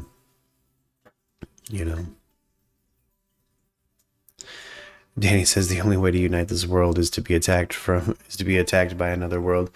Danny, that's led a lot of people to form a conspiracy that what we're building to is a fake alien invasion to build a global government, but I don't think any room of people can truly get along 100%. Not enough to get off the planet or form something like Starfleet or, not in the current state that we're in as humans, in the way that we communicate, the way we have needs, the way we meet those needs. Putin is obviously an ambitious person, if you could put a broad label on it. And let's say you fix a problem and you have a generation of no Putins. What do you do about the next Putin? Of both our cyber as well as our intelligence capabilities, as well as our abilities to try to penetrate what's happening in Russia. Look, Putin has been paranoid about the United States going after him for a long time, even though we realize that Putin, his principal aim is to weaken our country and to weaken our democracy. Well, now we may be interested in coming after him, right? I mean, we're going to use every effort we can. Yeah, his paranoia now is going to be weirdly justified because now we will. You're damn right. That's what it's all about. Leon Panetta, former head of the CIA, defense secretary. Always appreciate getting your perspective on a day like this, so thank you. But there's always another one. There's always a next one. There's never... You can't free yourself of the Trumps and the Putins of a world, and that's a humanity I don't necessarily want to see anyway. When I say I believe in independence and freedom, I believe that in ways that might not necessarily be pretty. Rins said it really well. He said he just wishes the European nations could be European nations and have their independence and do what they do. And if there's wars, it's their wars, and we stay out of it. I think governance, we were designed to be that way, America. We were designed to not necessarily meddle in foreign affairs. There's a reason we didn't help France after they helped us. If we do this with the Europeans in terms of kicking Russia out of the SWIFT Stay up system to date in the while we're interim still catching up. by, frankly, not allowing the major Before we Russian check banks on our to boy have any Jones. in dollars, not allowing them access to the markets, we will be extracting pain on the Russian economy. But let me be clear to the viewers. This is not going to be the circumstance that Putin is going to turn around. I don't believe in the next 24, 48 hours. Sanctions will take some time. I think one of the most powerful tools we have are the Ukrainian people, who I believe will take up arms against the Russian invaders. Your committee and the House Intelligence Committee have an all-member unclassified briefing tonight. What are your expectations, and why an unclassified briefing right now? Why is that so important? Well, I'd rather do classified, but we are spread all across the country, and if we can't all get to a secure line. But the intelligence community, which has been, again, 100% on the mark, predicting how broad-based the Russian attack would be.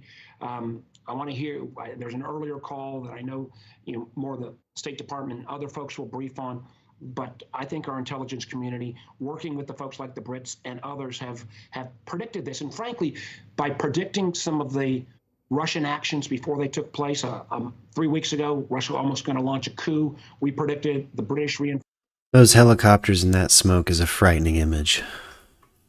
This is some frightening imagery to me. I know some of you are equally unnerved and nervous or anxious. I think Lux woke up with some anxiety over this situation, and everybody breathe and muster up that positive energy and strength for any Ukrainians that are going to need a place to go. I hope we can give refuge to anybody forced out of their home. Putin's aggression. We're all stronger when we're here in America. I know you mentioned Congress is spread out a bit across the country right now. Is that a concern for you at this stage? And is there a point at which you would think that it would be necessary to call Congress back to take any action against Russia? Or are we not quite at that stage just yet? We will be back in on Monday. If the president, the Senate and House leadership call us back, I'll be back tomorrow if they want us. I'm not sure in the next 2 to 3 days that there is specific action from Congress that is going to dramatically change the calculus in the short term. Putin has made this decision knowing there's going to be consequences. The most important thing we can do is keep these consequences and sanctions and hurt not only coming from the United States, but coming from the rest of the world in a united way. And I think the other thing that is terribly important is that somehow we maintain the internet service in Ukraine so the Ukrainian people can get those images of this Russian aggression and get that broadcast to the rest of the world, and hopefully even some of these images will be seen in Russia. Senate Intelligence Committee Chair Mark Warner of Virginia, thank you so much for making the time for us today. I know you are incredibly busy. We are very grateful. Thank you, Allison. Former President Trump in an interview this week calling Vladimir Putin, quote, genius and a guy who's very savvy. But does anyone in the Republican Party agree? CPAC, the long-running conservative political action conference, is kicking off today in Florida. The former president set to speak tomorrow. And NBC News correspondent Vaughn Hilliard is there. He is at the conference in Orlando. Oh, God. At the conference in Orlando. Vaughn, you have been talking to Republicans all Oh, day. gosh. What are they telling you about the situation in Ukraine? And what do they think about Trump's comments about Putin? It was a hard line, long-time tact for Republican elected officials as well as voters when it came to Russia, especially when you look at pre-Donald Trump. And that is where it becomes a little bit more hazy, and yet both attempt to be true at the same time. Number one, Allison, is that you're dealing with a lot of Republicans, a lot of conservative activists here who are still anti-Vladimir Putin and push back against the suggestion that the Republican Party believes that an appeasement towards Russian aggression is okay. At the same time, the leader of their party still exists, and that is Donald Trump. He will be speaking here on Saturday night, and you referenced his remarks here in the past days, referring to Vladimir Putin as genius, as savvy. Former Secretary of State Mike Pompeo, who is going to be speaking here tomorrow, also referred to Putin as savvy here. But that is where this becomes complicated, because there is a pushback to the Biden administration and the suggestion that their handling of the withdrawal from Afghanistan led Vladimir Putin to be able to make this sort of an effort against Ukraine, and that if President Trump were still in office, that wouldn't be the case. But that is not the mainline Republican posture. I want to let you hear from Majority Leader Mitch McConnell just earlier today. Vladimir Putin is a bad guy. He's an authoritarian. He yearns for empire, and we need to do everything we can to stop him. I didn't realize a Galapagos tortoise could live through COVID quite like Mitch McConnell did. Wow. But Terry in the chat just said Republicans have lost their mind, and straight up, I do agree with that sentiment. I about typed it into the chat, but I think it's a demographic. It's a section of Republicans. The crazy zealous living in a bunker types. They're gonna be crazy about something. Was released, but again, this is a complicated. We can just see them now. Now they feel like they can be loud, and we have to listen without responding. You know. Do I understand correctly that he did not mention Ukraine at all? What did he talk about?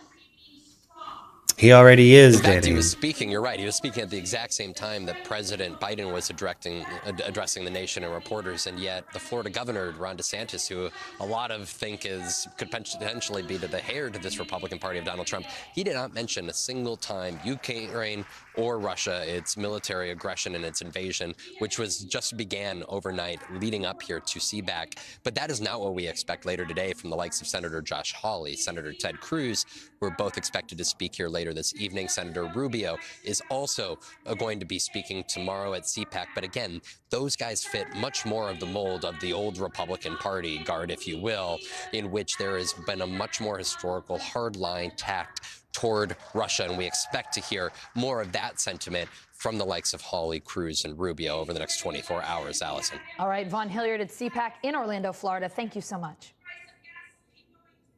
Thanks. Coming up, financial fallout, how Russia's attack on Ukraine could hurt your wallet. Man. Next. How Russia's attack on Ukraine could hurt your wallet, man. I don't want to hear about more inflation. That sucks. We're going to blame Biden era inflation on it. We're going to blame COVID inflation on Russia. It's convenient. That's convenient. I think it's a whole lot that's hitting our fucking wallets right now. And a big part of it is this damn COVID inflation, man. Just the price of food is insane. I don't drive, but I'm sure the price of gas is outrageous. I'm sure it's nutty. I'm sure it's more worth flying than driving places. Which is crazy. Might be good for Uber or Lyft in the future, but not if it gets too high. That gas price, man. I wonder where we're going with this. A gallon of milk. Well, yeah, what's that up to? What's a gallon of milk up to? Shit, here in the middle of a big ass city, it's like expensive as shit for a gallon of milk. We're also in the middle of a desert though, so sometimes we can score some milk that lasts like 18 months. Like, I don't know what's in it. I don't know what they did to it. They got milk out here that doesn't expire. You know. Terry, the inflation is actually, it's like a greedy money grab. I mean, in a way, it's sucking up all that stimulus they gave us. When they should be giving us more, we're getting hit with inflation instead of stimulating our economy and stimulating people to buy and keeping things where they were. They're so hateful of the previous administration that everything's been shuffled and wrecked, and it's more expensive. And you know, while I hated the Trump admin for his social presence, there were things financially. That was the most financially prosperous I've ever been in my life as an independent creator, was through the Trump administration. So I feel a lot, you know, my grandfather once said that as an independent contractor and as somebody who was a tool maker, the most fiscally successful he ever was the Nixon administration. He said he was able to actually gain and have a profitable company. It was easy as hell through the Nixon administration for him. So I feel much the same way about the Trump admin. It's like, while I don't necessarily agree with the politics of the guy, I, as somebody who makes stuff and creates things, was able to get paid for it for the first time in my life as an independent, like, artist. You know, you're There's the label and stereotype of starving artist for a reason. We do a lot of stuff for free, and we don't get paid that high for what we do a lot of the time. Especially when you're grinding to be able to garner a high commission. You know. Yeah, they're taking the crumbs back that they gave us. There's a lot of people I've encountered lately who never got their stimulus. Any of the checks. And, you know, I think I got a couple. I ended up getting back unemployment. I got so much stuff, so much money from the government. I mean, a bunch. Big tax return that year. But, you know, there's people out there who aren't parents. And if you're not a parent, there's a lot that the government's kind of, you know. Yeah. Yeah, deregulation.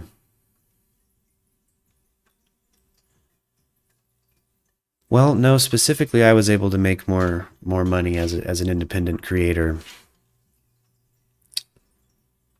because of specifically the Music Modernization Act, signed and delivered through executive order by Donald Trump.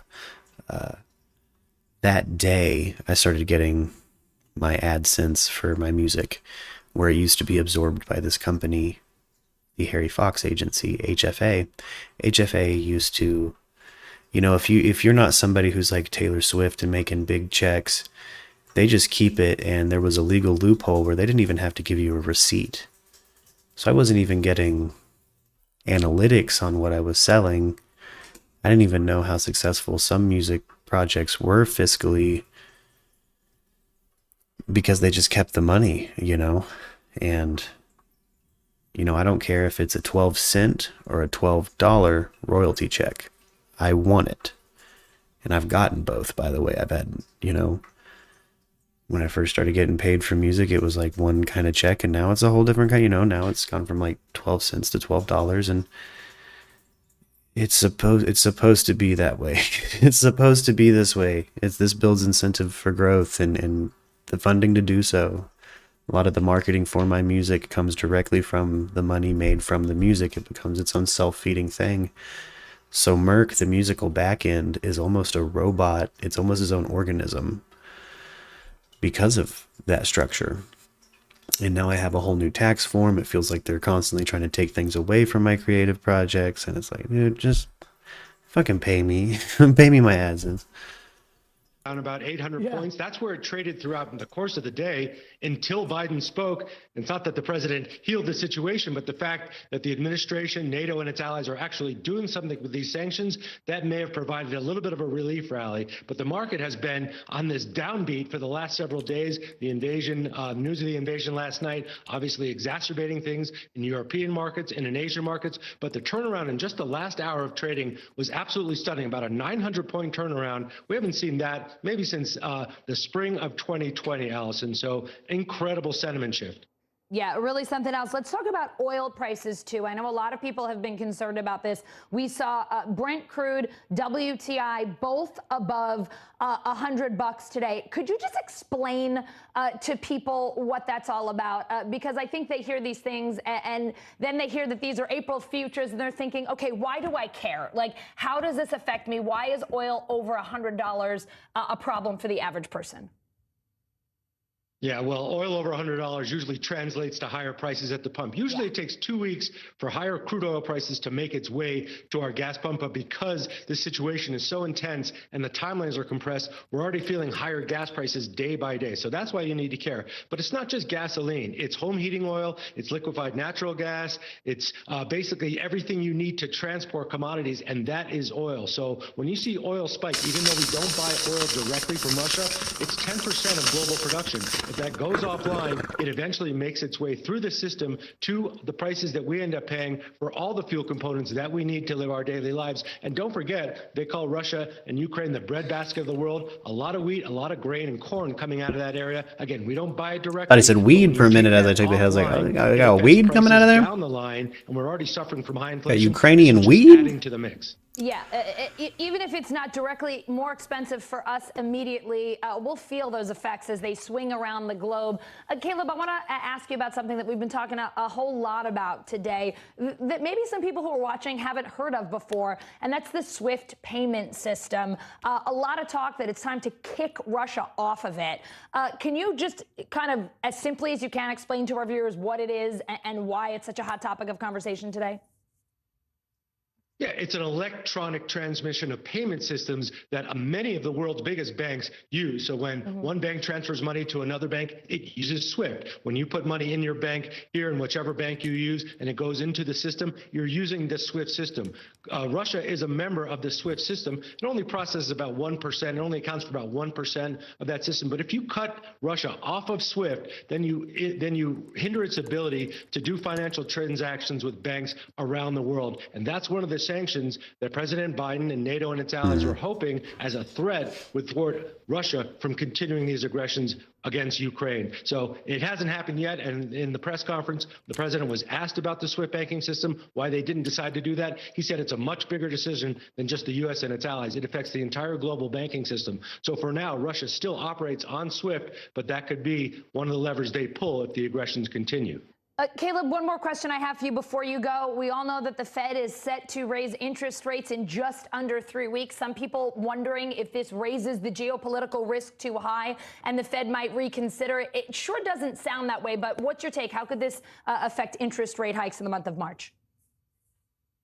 Well, I think the Fed is pretty set on raising interest rates. The question is it going to be 1/4 of a basis point or 1/2 of a basis point? That's 1/2 of a percent. So I think that they're going to continue with that. Why? Because the issue... Fresh from the text chat, Debbie just said, does anyone know what the Oakville blob is? I just saw a picture. Does not look pleasant. All right. We're going to check out the Oakville blob.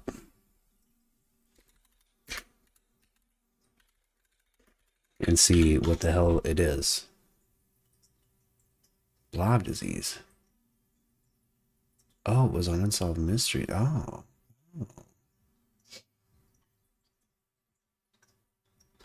Oh, goodness.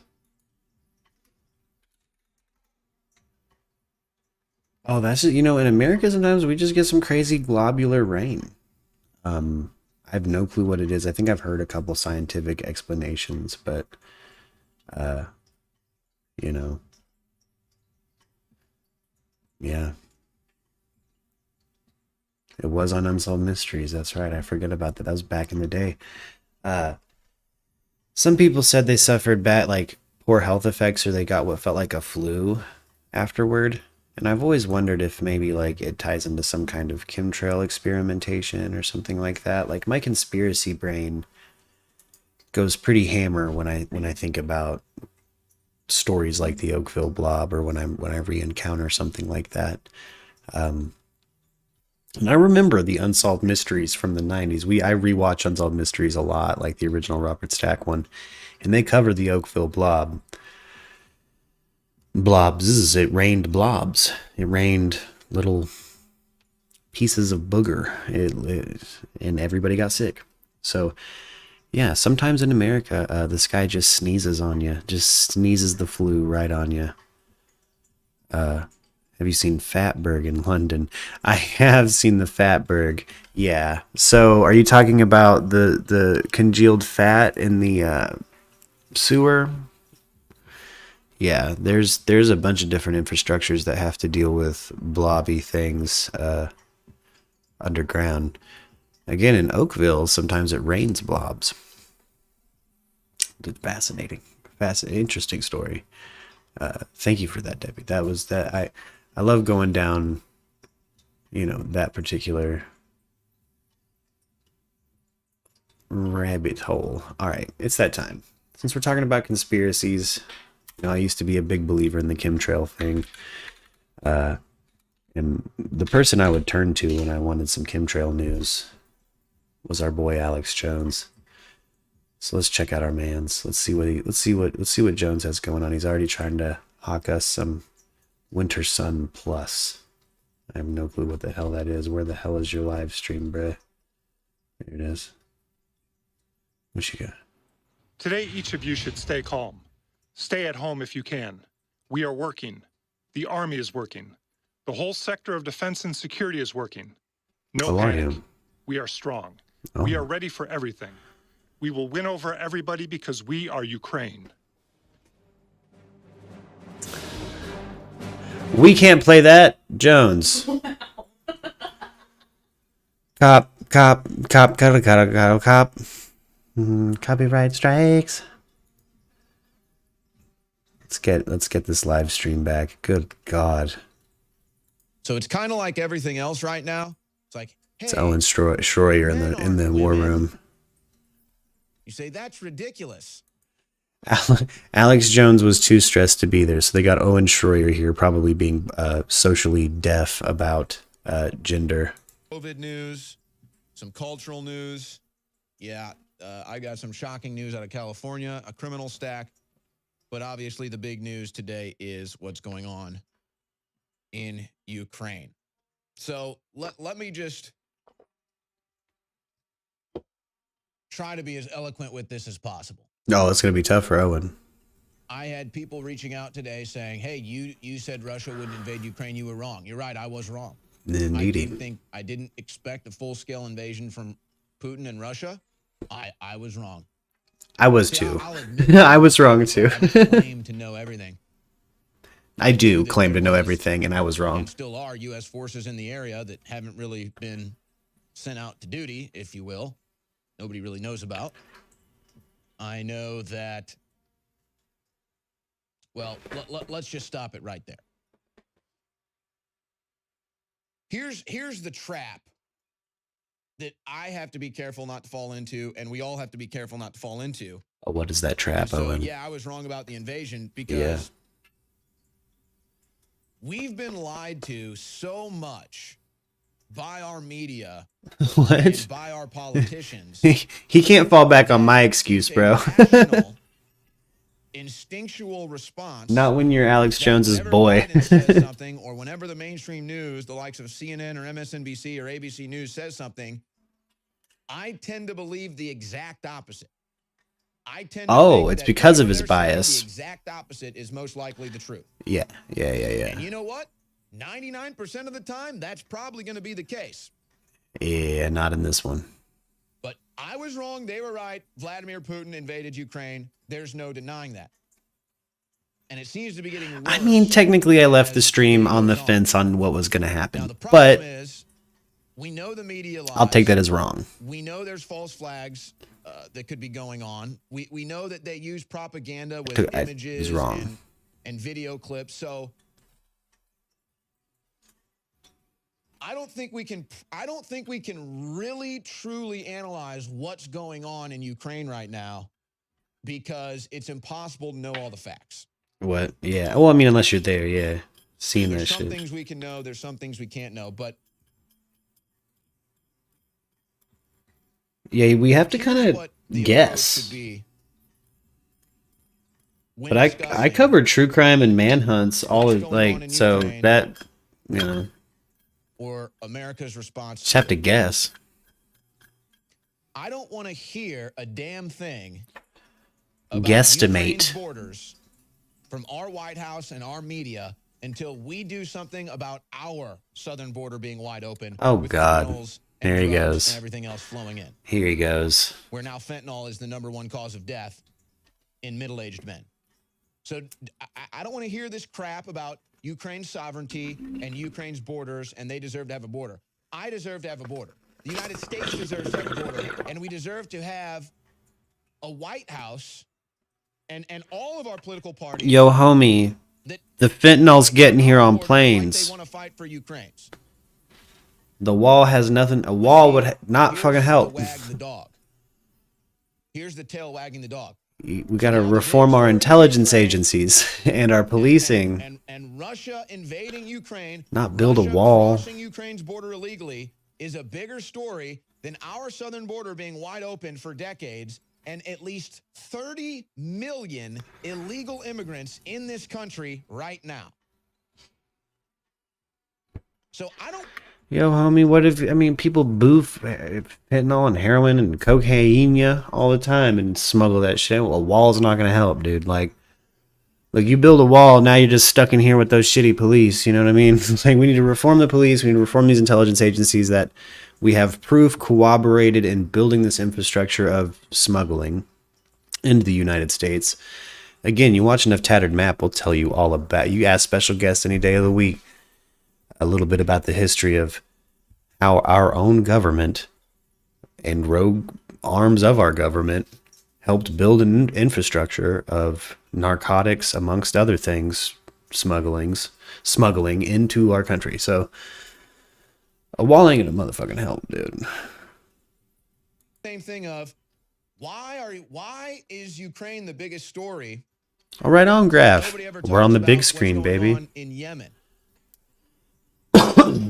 We're going to hear all about the plight of the Ukraine people and people dying and bombs going off and who knows whose bombs they even are.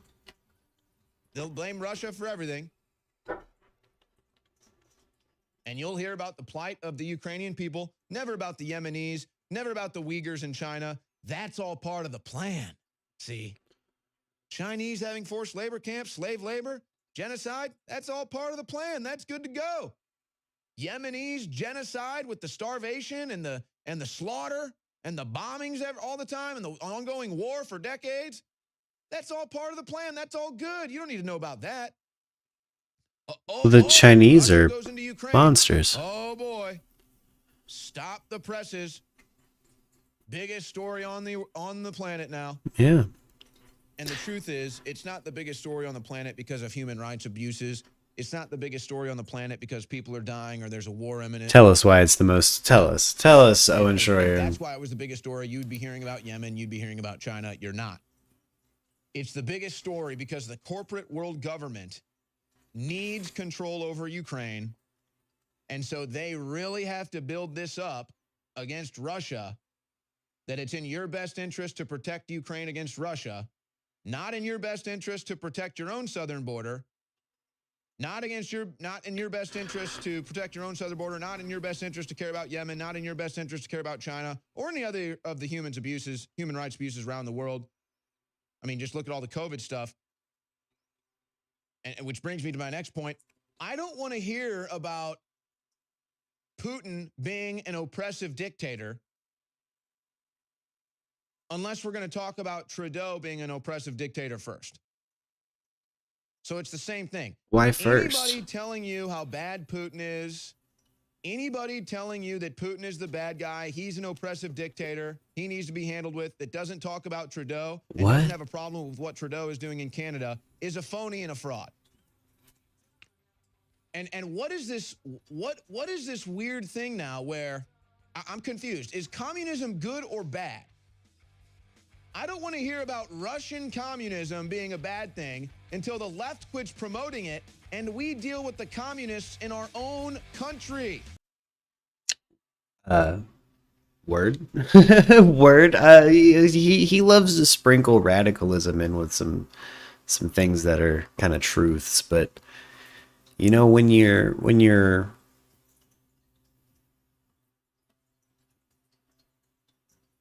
neuroatypical brain is fashioned the same way Alex Jones's is,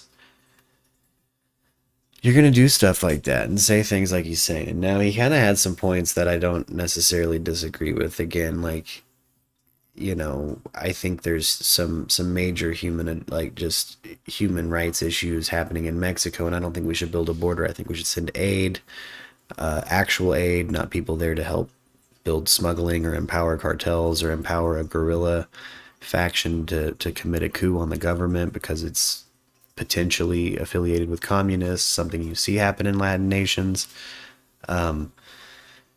which for a Latin nation that's impoverished, of course, communism is going to look good.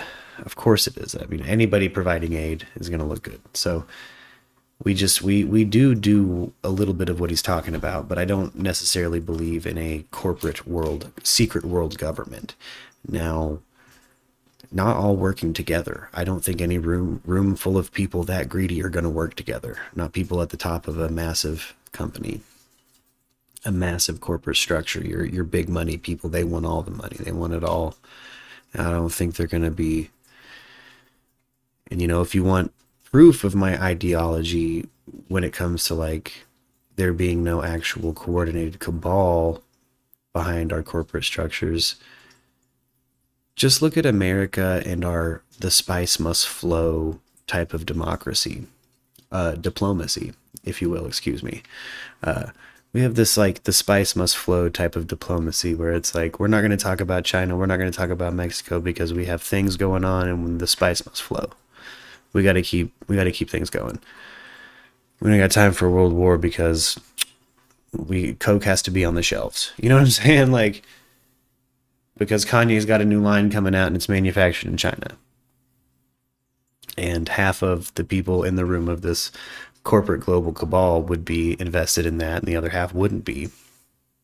So I don't see any people, like, not in the current state of where we are as a species. There's more blending that needs to be done, more borders that need to be blurred, more gray area created between the polarization of the way we govern ourselves. Oh man, we got a vitamin ad or an anti-Clinton ad. I'm gonna go back to YouTube. InfoWars goes so hard. Owen Schroyer, man. He's a... Ugh. All right, let's see some of, the attacks have happened and now we can kind of get some of the press coverage that's pushing into Ukraine. Let's see what we have here from Inside Edition. Following weeks of increasing tension along the Ukrainian border, Russia launched a full-scale attack on its neighbor early Thursday morning.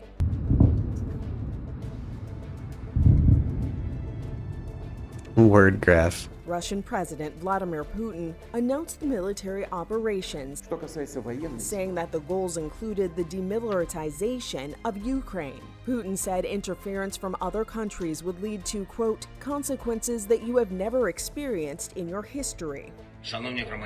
Ukrainian President Vladimir Zelensky has urged citizens to donate blood to help wounded soldiers. And that's how you know it's already handing out weapons and will how you know it's hand them out bad. to defend our country to everyone who wants and has the capacity to defend our sovereignty. The future of Ukraine depends on every citizen. President Biden released a statement condemning Russia's unprovoked and unjustified attack, vowing, quote, the world will hold Russia accountable. Ukraine is a democratic country of about 44 million people. It voted for independence after the fall of the Soviet Union, and Ukrainian officials say the country plans to join NATO and the European Union. This is Inside Edition Digital. That's, again, shocking footage of destruction. Major news. After days on a razor's edge, Ukraine is now a nation at war. Just hours ago, Russian forces began their attack. President Vladimir Putin warning other countries that any attempt to interfere with the Russian action will lead to, quote, consequences they have never seen. Let's get right to ABC's senior foreign correspondent, Ian Pano, on the ground in Kyiv. Ian, thank you so much for joining us. We could hear when those explosions went off behind you. Guy looks like he could be David Bowie's cousin. There in the capital city. What's the latest there now? Yeah, that's right, Byron. I think within minutes of Vladimir Putin finishing this speech, essentially declaring war on Ukraine, we heard the sound of explosions here in Kiev. First of all, three large, distinct explosions in the distance. It's not possible to say exactly what the targets is. There are unconfirmed reports, potentially of the airport being struck, of other sites, but we're still really waiting to find out. And then, in the last hour or so, we've heard probably about 5 or 6 other explosions. I've seen a Thank you, large Debbie. flash in the distance over there. Again, followed by a boom some minutes later, suggesting it's not inside the city, but certainly on the outskirts. And that's what people here in Kiev are waking up to this morning. And it's not just Kiev, the capital. It's a number of eastern cities like Dnipro, Kharkiv, which is closest to the Russian border, if you like, in the northeast corner of Ukraine, just over the border there. There have been Russian troops massing over the last week. And also in Odessa in the south, this crucial port city. Again, reports of explosions. Nothing yet from the Ukrainian president. But if I can read you this comes from the Ukrainian foreign minister, who, of course, has been at the UN in New York. He's also been in Washington holding meetings, saying Putin has just launched a full-scale invasion of Ukraine. Peaceful Ukrainian cities are under strikes. This is a war of aggression. Ukraine will defend itself and will win. The world can and must stop Putin. And obviously we've heard other statements likely to echo those sentiments. But the reality is, after all those weeks, all those months of rising tensions, many people finding it difficult to imagine that Vladimir Putin in the year 2022 would launch a war in Europe. Nevertheless, that is what Ukrainians are waking up to. We know there's a state of emergency in the country. There was something like 36,000 military reservists were called up in the last 24 hours, those with combat experience. But the Ukrainian government can and is likely to go further. Martial law declared, calling up more reservists. The Ukrainian military has a substantial size. It's around 250,000 troops, and then when you add in all the other security services and volunteers, it will be larger than that. We remember that President they're going to be Zelensky, stomped the Ukrainian on, president, Graf. had been advised, strongly advised by the White House to With no leave help. Kiev and for his own safety, and to head to the west of the country to Lviv or potentially up near the Polish border. He obviously hasn't done that because, of course, it would send a signal to the Ukrainian people. So he is staying here, and every person you speak to says, I'm ready to fight, I'm ready to defend my country. Byron? Oh, Panel, man. the capital city, my friend, you are experiencing That's this rough. kind of work. Stay safe. We will talk to you soon. Vladimir Putin's decision to launch a full-scale invasion comes after weeks of diplomatic efforts by the U.S. and NATO allies to deter the Russian president. Putin never backed down. Here's a look at how we got here. Word Graf. As explosions ring out in the capital city of Kyiv. Ukraine's ambassador to the UN with this stern message for Russia. There is no purgatory for war criminals. They go straight to hell, Ambassador. Until the moment Oof. Russian President Vladimir Putin took military action, the Ukrainians That's were strong pleading words. for peace. Earlier tonight in a video address, Ukrainian President Zelensky saying he tried to call Putin but was met with silence. Putin's force, anything but. More than 150,000 Russian troops surrounding the country on multiple sides. For days, the U.S. and other NATO allies have taken steps to try to deter Putin from a full-scale invasion of Ukraine. The way Biden just kind of waddles out, man. Again, we need a young, liberal president. Today, President Biden announcing sanctions on the Nordstream 2 gas pipeline and the corporations behind its construction. The move came after previously announcing sweeping economic sanctions on Russia. As Russia contemplates its next move, we have our next move prepared as well. Putin undeterred. They are ready to go right now. It won't be bloodless. There will be suffering, there will be sacrifice. Ukraine seeming to know how imminent full-scale invasion could be, declaring a state of emergency. Silencers and stuff on those. That's a kill squad. Members of the military reserve. You need the uniform, jacket. Dmitry Bulatov is one of those joining the fight. My colleague Ian Panos spoke with him as he prepared to report for duty. In morning, I wake up and call to the military office and said, okay, I'm ready. Tomorrow I will be in army. His wife anxious about his deployment, but Dmitro's sense of duty stands resolute. This is a big moment for Ukraine. Yes.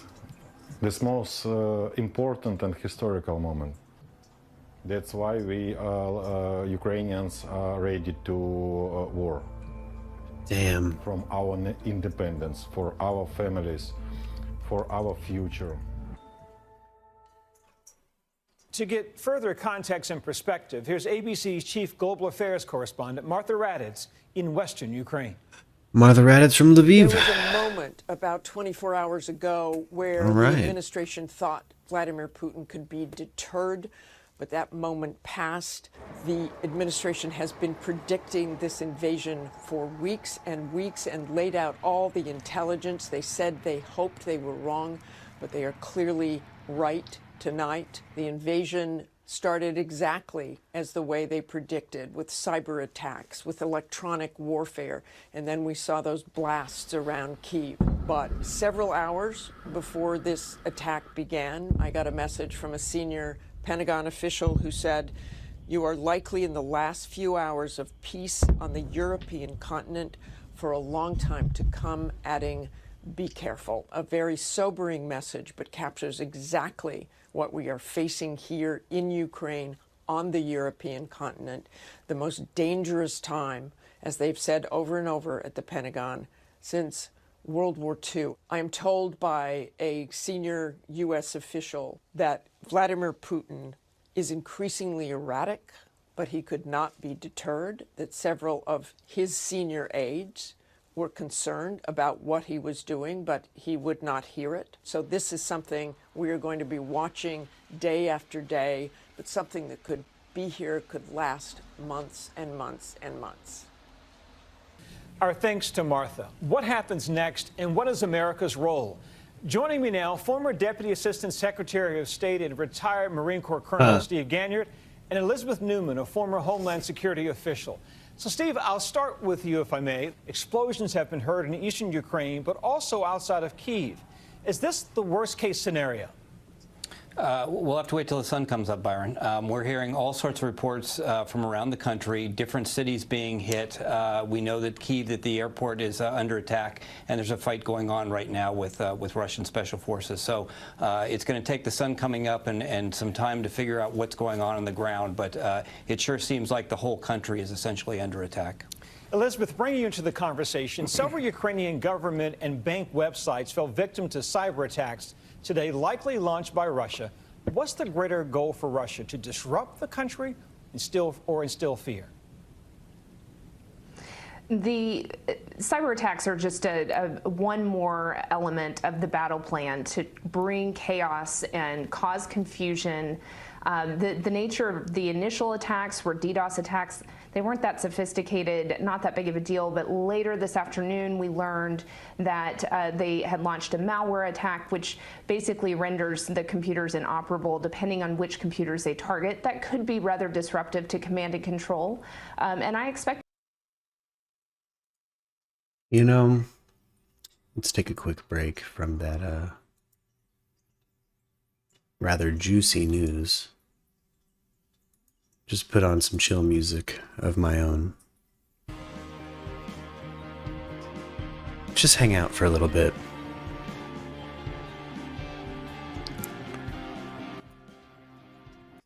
You know, the news is blockaded. I meant to do a little research and get some, like, I don't know, true crime news or something, but it was really all about Ukraine and Russia, and I wanted to come on here and talk to you guys about Juggalos. Really bad. I'm settling into and liking my new job. The first 2 days were really rough because of Juggalos, but it's just clowns, man. It's just how clowns are. It's just how clowns do it.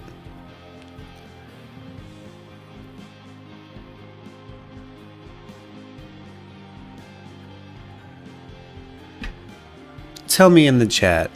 Tell me how you're doing. Let me share some love with me. Is the weather crazy where you are? Because the weather got a little crazy even here in the desert. Back in the heartland where I'm from, it's icy. And when it rains ice in Arkansas, it rains ice. Like, hard.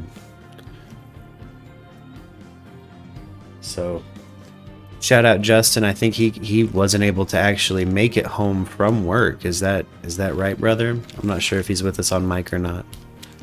Actually just got on, and yes, that is correct. I had to stay in town. There's like 2+ inches of ice basically everywhere. Dang, dude. Dang, they had hail in the UK earlier.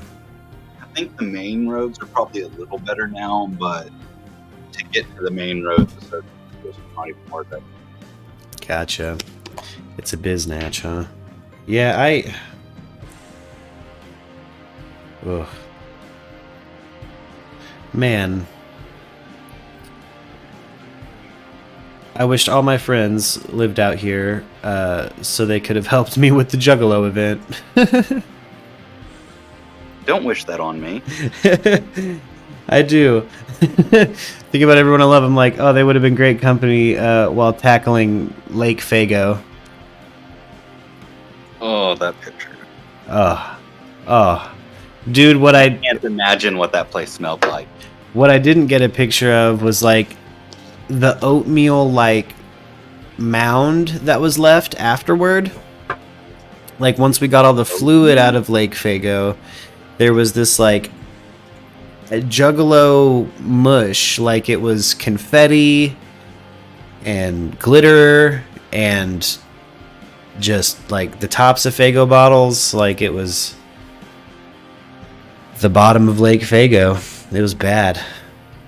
It was one of the nastier jobs I've worked, and I've worked some pretty nasty jobs. I'd have to say like livestock work is nastier, of course, because you're dealing with like mammals that shit. But with a Juggalo event, you're also dealing with mammals that shit. Some of them do it just like animals. I've never... You know what's weird to me? I can't think of a single time I've taken a shit at a concert in a theater venue. Hell no. Never. You don't do that. Every concert this weekend, not a single square of toilet paper left. Well, you see how those people eat. Yeah. Like, who waits to the... Like, who's taking big shits at the Juggalo event? Juggalos. All of them. Yeah, Juggalos. Every single one. Yeah. They seem like good people, but there's just weird things around it. Now, I will say, the band that used 45 towels, I don't know if you heard that story earlier, Justin. Yeah, I've been listening. I've just been away from the mic. There's a 3-piece band that used 45 towels. And look, that's weirder to me than a venue covered in Faygo. That's weird. What were you guys up to back here? How do you? What? And they stole every hanger in the room, which is weird. Committed to showers. They're like, dude, I just took my my second shower. You're up, Dave. Like, dude, I don't know this particular band, but I'm telling you, dude, it looks like some shit we'd probably dig. Particularly us, like, exploring bluegrass. You know, like, Grassroots Us would really like this band, I think. Oh, yeah? Yeah, it's like a 3-piece band. Oh, what is their name? I'll DM it. I don't want to talk shit. I didn't see the set, so I'm trying to only talk about things I've, like, been there for the concert. You know? Got set up for, you know, a dope comedy show this weekend, so I'm excited to see that shit, dude. I haven't been to a comedy concert in a long time. I don't think I've ever been to an actual one other than like small local stuff. I think the last thing I saw was Tom Green at the UARC Bowl, like a decade ago. But I was quarantined before it was cool, dude. Like, I was working like maintenance jobs, so I just stayed on property for like years. But dude, fucking pumped for it. Pumped for this upcoming weekend, pumped for this next month. A lot of cool stuff coming through. And just on a crew with people that are like, oh, finally. Oh, what's Graf say here? What'd I miss? We have a new grandson, Nathan Benjamin Graf Lewis. Oh, hell yeah, Graf. Congratulations, dude. Yeah, post a baby pickup in that Discord, man. Dude, Mazel Tov, man. It was exciting when a new baby's born.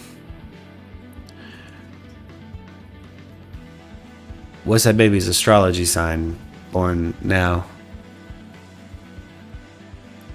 I'm not the best with that world of like astrology, but for some reason it's something I always think about. I'm like, I wonder if astrology's right about this, or will be right about something. Like, I wonder what sign they are.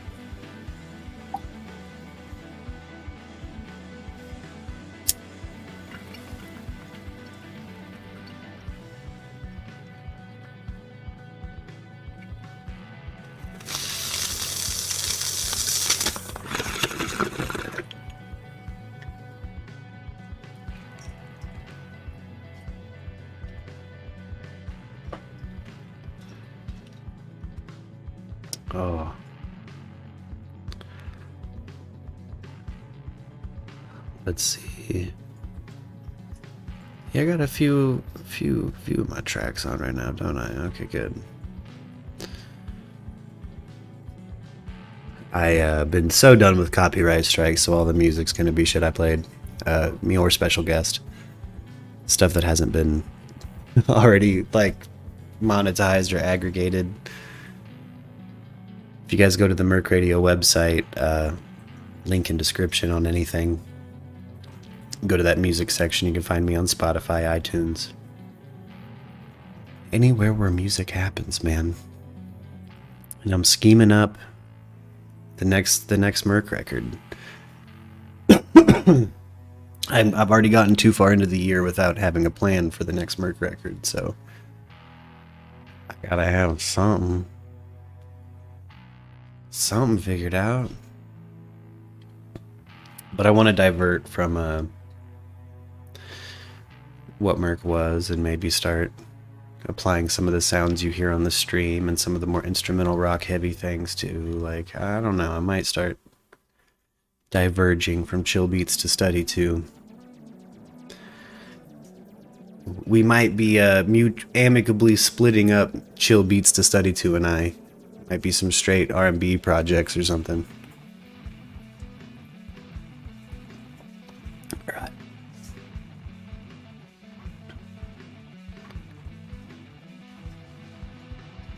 Or just a guitar record. I've never made a me flexing on a guitar record. I'm always the rhythm section. Too nervous for that shit. I might be in the lead. But special guest good at hyping me up. Special guest talking about my guitar playing. You know, you ever hurting for confidence? Talk to special guest about what you're creating, man. He's good at providing exactly what you need to hear sometimes. In my opinion, for someone like me, anyway. I'm gonna grab more tea, gang. I'll be right back.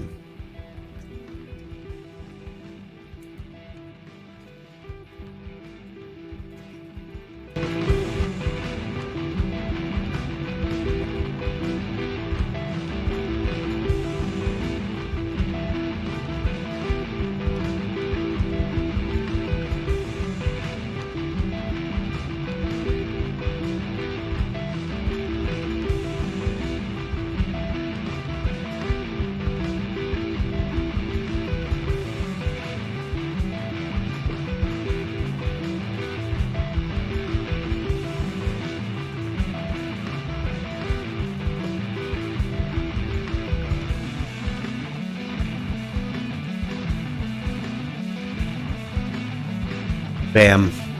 Back.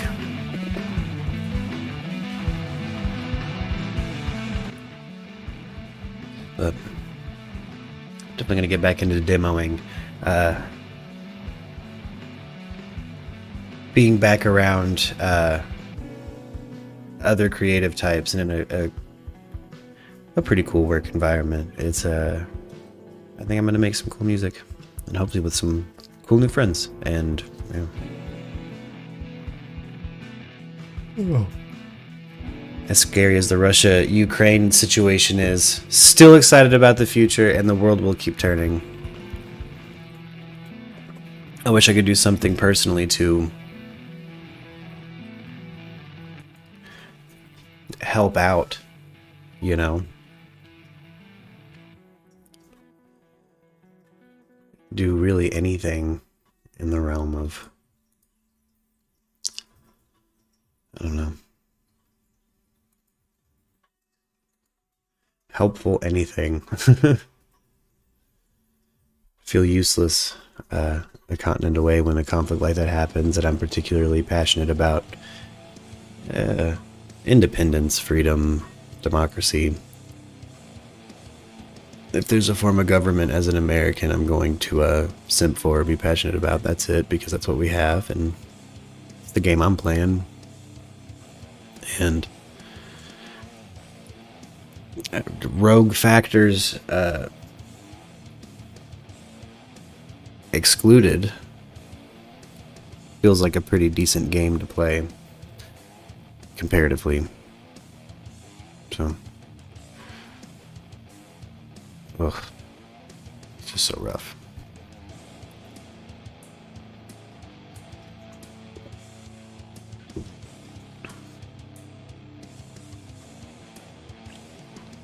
Oh, man.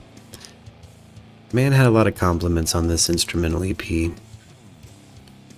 Special guest and I have a two-piece witch rock band called Witch Milk.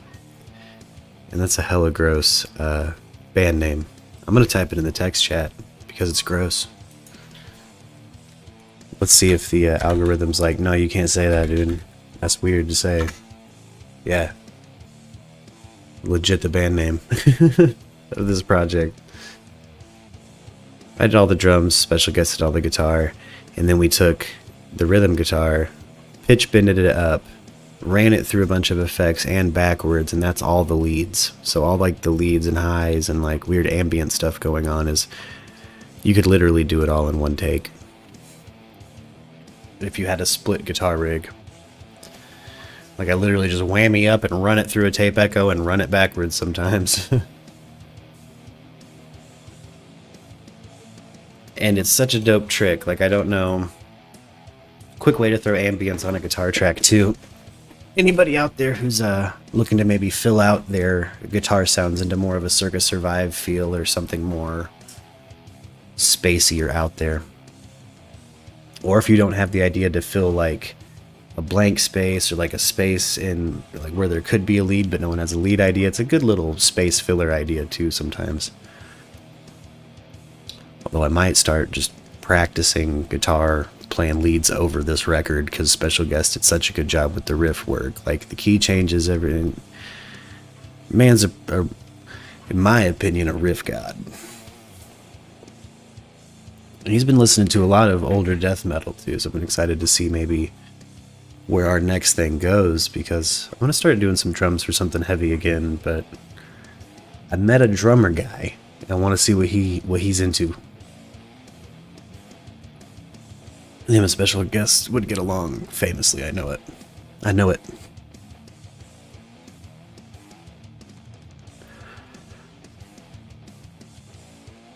Man.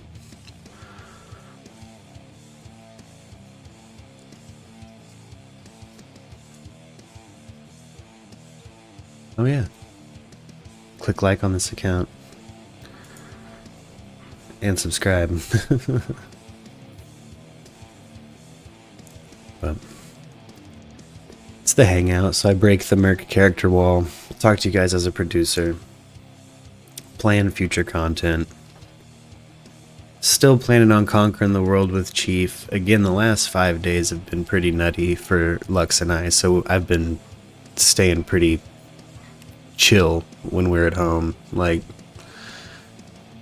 we've been pretty committed to making sure some concerts go right.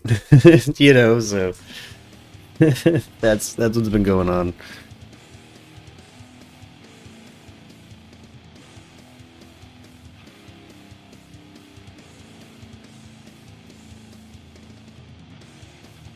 But we're at the end of February, and it's about time for some new rounds of merch. The Diaper Daddies shirt is going to go away for a while. We're going to bring in some new t-shirts. So stay tuned for some new t-shirts in the merch store, dude. And as always, if anyone has graphic design ideas or any graphic designs they've made or any what you would call fan art or merc art, like, drop it in the Discord, and that'll probably be a t-shirt, dude.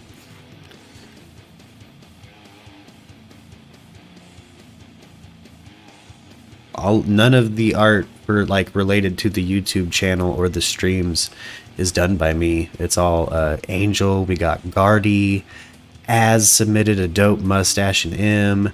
We've got like Stanody, who's a great editor and yeah, does some graphic design work. He was the original merch shit in the merch store with Stanody and Angel. So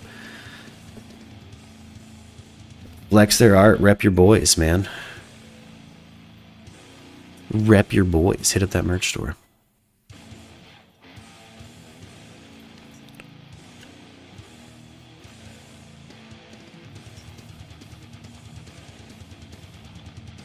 Man.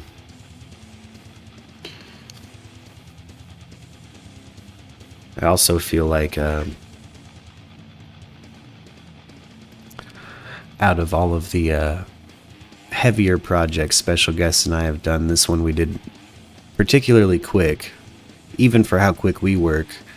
And there's something about, it's one of the ones I re-listen to the most, and I'm not mad at the YouTube plays. For some reason, since I've started streaming on this channel, the plays on this one have gone up, which is fascinating to me. My music secretly is.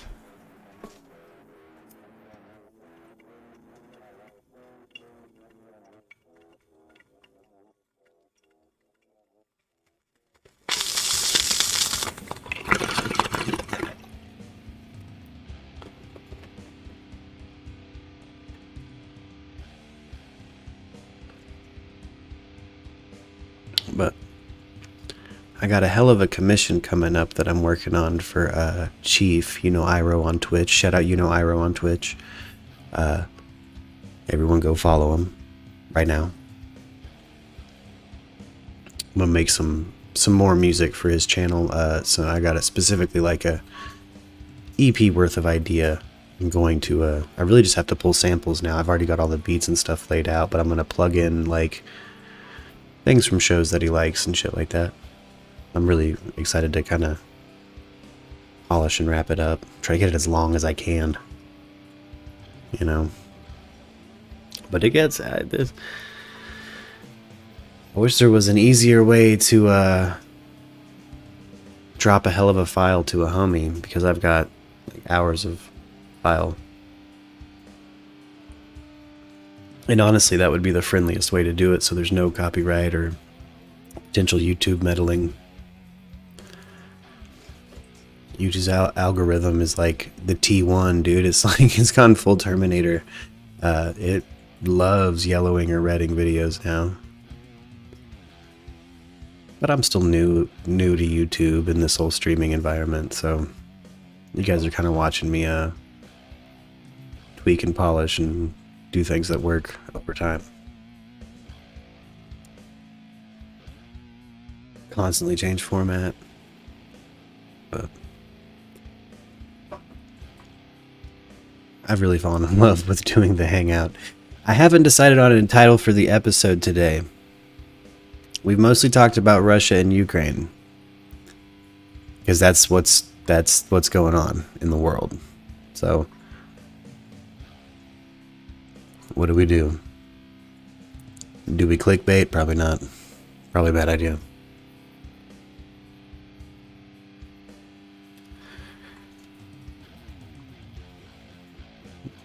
I don't know.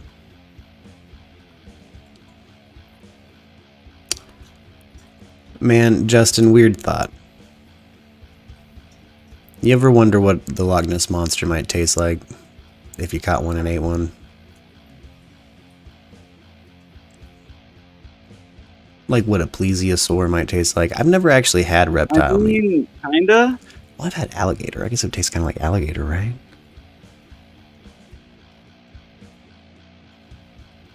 Maybe like less dirty alligator. Yeah. Yeah. Yeah. Maybe a little fishier. Maybe less swamp water. Fishier, less swampy. Okay. Graf says chicken. I don't know how the hell it came up in conversation. When I'm tired, I start talking about weird stuff. But last night I went to sleep specifically with the vivid image of a Walmart tank full of little Nessies. Like a Walmart lobster tank full of Nessies. I was like, I don't remember why we were talking about that, Lux and I, but that's yeah, a weird thought I had.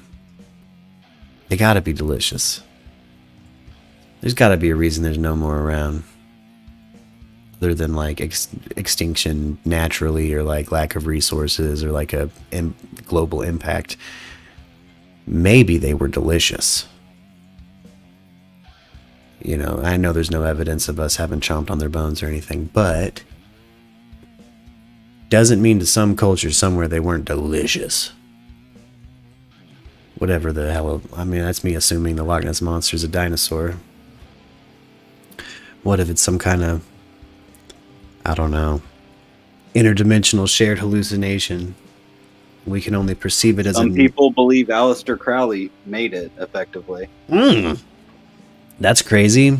Hey, he's kind of the devil, man, dude, and it does have a lot of neck. You know, eating a plesiosaur is probably mostly going to be neck meat, if we're being real. And you guys know how I think about things with too much neck. Like they're evil. It's like how you can tell if something's evil. You don't believe me? Watch giraffes fight. Or snakes. Any biblical depiction of a serpent. They're evil. So maybe, yeah. Maybe Aleister Crowley made Nessie. That'd be wild. That'd be a good comic book, dude. Honestly. Is that some hell? That should be in Hellboy. Be cool as hell.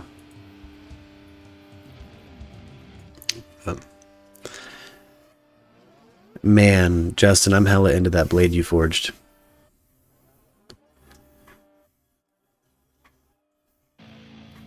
Like, It's almost done. I've got to cut the handle a little shorter. word. Dude, see, that's the kind of stuff I like to get into. Be cool to make a blade of some kind in adulthood that I mean to keep around as like a, I don't know, hunting knife or something. Something that can stay in the family and pass down. Yeah, exactly. Just something that's like, this is the totem for this established branch. Not a bad idea. I really only messed around. I want to do special guest had a genius ass idea of setting up a rig to do bismuth knives. And that seems like a pretty good idea. Like shit. You could crank out some hippie friendly bismuth knives. Pretty easy. Bismuth ain't that expensive, melts quick. I'm pretty sure it's what they're using as Beskar in the Star Wars Mandalorian and Boba Fett. Like when they're at the Forge Master, it's like, I'm pretty sure it's just bismuth. They just melt down some bismuth. Looks cool as shit when it's in liquid form, when it's hot. Man.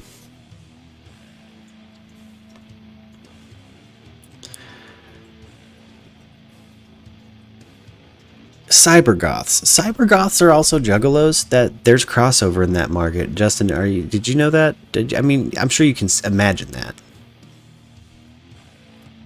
I've seen it. Yeah, there were cybergoths at this Juggalo show this weekend.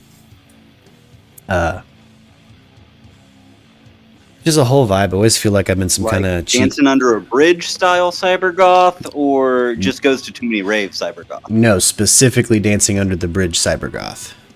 Specifically that, like fuzzy boots, the dreads, the multicolored dreads up in the pigtails, the everything, the goggles, the fishnets, everything. Like the full cybergoth. Like, I'm here to do this kind of shit with glow sticks. You know?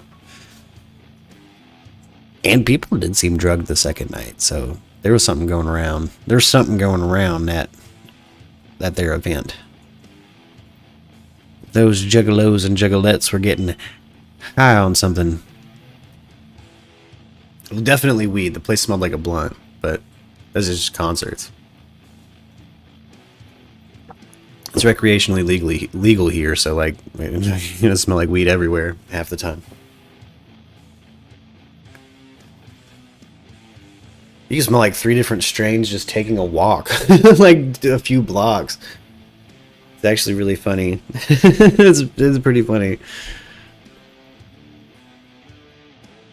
New anti-gravity science with bismuth, huh? You know, I read into it hella hard back in the day, but the potential of creating like a red mercury and putting it into a gyroscopic kind of motion and potentially creating a gravity field with it, and that's when you go deep down the like German flying saucer rabbit hole, though. You know? The old TV tubes. Yeah.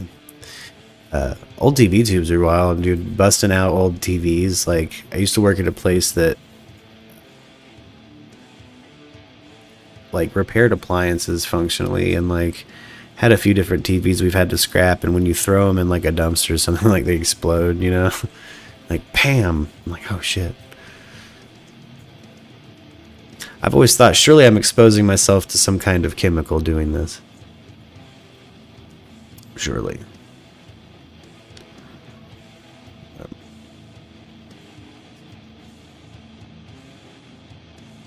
Oh, F-Graph is deep in that hole. Yeah, no, I am also convinced still to this day that a lot of those early UFO sightings were German-made craft. Like, there's too much of a train of evidence to think that they weren't at least looking into craft built like that. I don't know. Are they on the dark side of the moon? Probably not, but that doesn't mean they didn't have, like, experimental things that we just didn't know about. And might not ever know about, or were co-opted by a different side, because we got a branch of their scientists and their minds, but we didn't get all of the axis. We didn't get all of that technology. Parts of it went elsewhere. So who knows? These UFO things too are like modern UFOs are crazy. Yeah, Graph. No, I agree. They had something. We know they definitely had a plan for what, a hydrogen bomb. So, yeah, as far as I'm concerned, the sky's the limit with what they might have had. They had something, dude. They had something. Man. I love you, Ryder Dyers. Goodness. It wasn't until I woke up today, or was it yesterday, where it's like, all right, I need to crack a stream real quick. I miss everybody. It's been a hell of a week, and you know, my Rider Dies didn't bail. Hope my Rider Dies didn't bounce, man.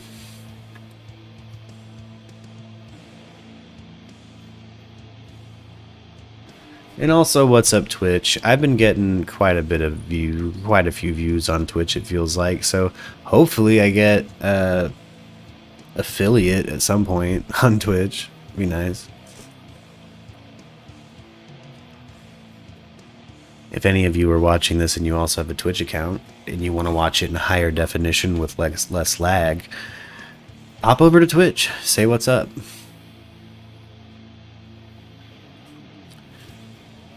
Give me the howdy do, man. Let me know how you doing.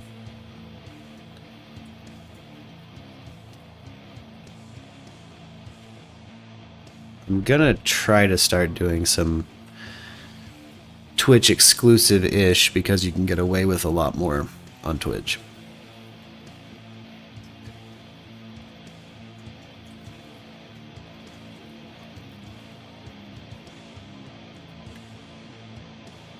And I want the Hangout to be my main, you know, jam.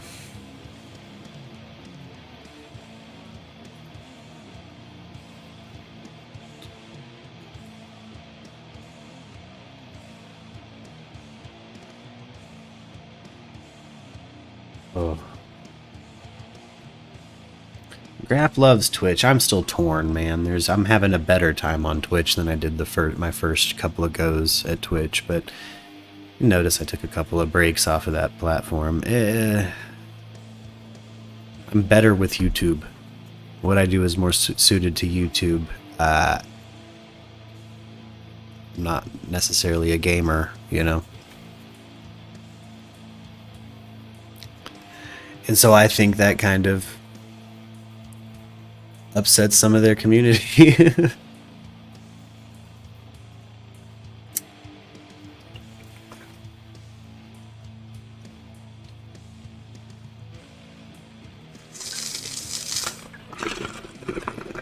Like I game with Lux, then I game with Chief.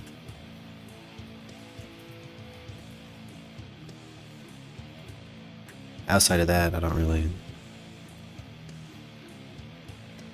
tried to get into Neverwinter, but I just never have the time to get into Neverwinter and kind of relearn. I got to go back through my baby steps on Neverwinter because it feels like they've changed it a lot since the last time I really got into it. And I chose a Bard, which is a new class and was weird to use. It was really weird to use.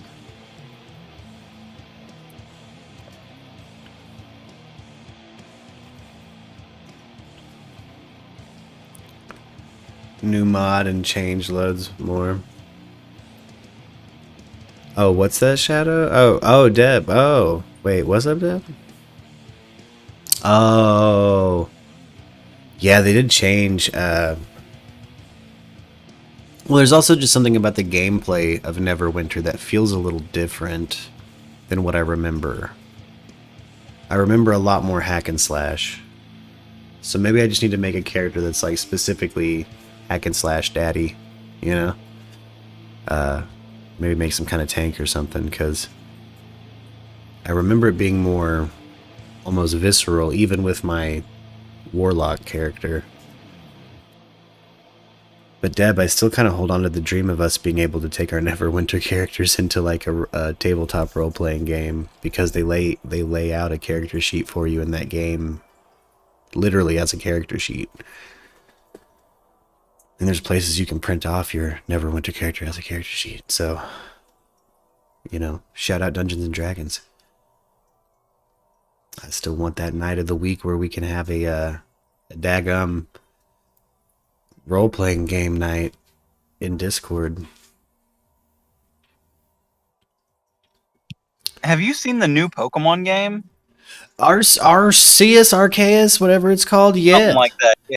Yes. Like, it looks like a freaking like open world RPG. Yeah, they're going full Breath of the Wild with it. Yeah. The battling system is interesting. There's a harvesting and like foraging system. You make your own Pokeball. That's weird. That's wild. I know I was playing one Pokemon game on Lux's Switch, which I still really want to get good at. Like, I still really want to play just because it's a modern Pokemon game. But and I'm used to playing them on Game Boy Color. But yeah, it's kind of almost, it's like free roam RPG style. It's not necessarily as like Breath of the Wild as Arceus seems, but man. Oh shit, Deb sent me a legendary mount in Neverwinter that's account wide. That's dope. See, no, I wouldn't delete the Bard. I would just make, I'm pretty sure I have 2 character slots on a free account, so I was just gonna make another one, or try controller support on what I'm most comfortable gaming on, which is my PC over there. I just hate that it's not cross-platform. Like, and the Wi-Fi's a little iffy on it. I should really just game from something else. But I'll be honest, my first paycheck, I'm getting Grand Theft Auto Online back. I miss it so bad. And so I only need like 15 bones, and I can have my damn Grand Theft Auto Online back. I've got a flying DeLorean, a bunker. I've got all kinds. I'm like a trillionaire in that game, and that's my favorite thing to game, I think, is Grand Theft Auto 5 Online. On PlayStation 3, 4, whatever. 5? What are we up to? 5? What do I have? What's the PlayStation I have? I think you have 4. 4, thank you. I forgot what number we were on. 5 is the one that just came out. I'm on PlayStation 8, dude. I'm on 8. I've just strapped 2 NVIDIA rigs to my PlayStation. Y'all don't know what I got. But no, I that's what I'm like dying to play. Every time I've wanted to play something lately, I'm like, man, I really feel like this or that on Grand Theft Auto Online, or I go to just zone out on YouTube and it's Valkyrie playing Grand Theft Auto Online, and I'm like, man, I miss that world. Man, that's such a fun game. Man, I've made some cool friends on that game too. Because you're all there to kind of commit crime and get money. Just fun. It's a fun time. You know? But Neverwinter on Xbone, that's a good time too. I was just, man, really feeling the learning curve, that's all. And Neverwinter might be one of those where it's like, if it's not my dedicated game, I've noticed I never passively play that game. It's always the game that I'm like, what are you doing tonight? I'm gonna go play Neverwinter for a few hours, then I'm gonna go to sleep. Like, it's always like my main game that I go to, and I just haven't necessarily been in that flavor yet. I've been feeling something like, I don't know, the run and gunning of Grand Theft Auto.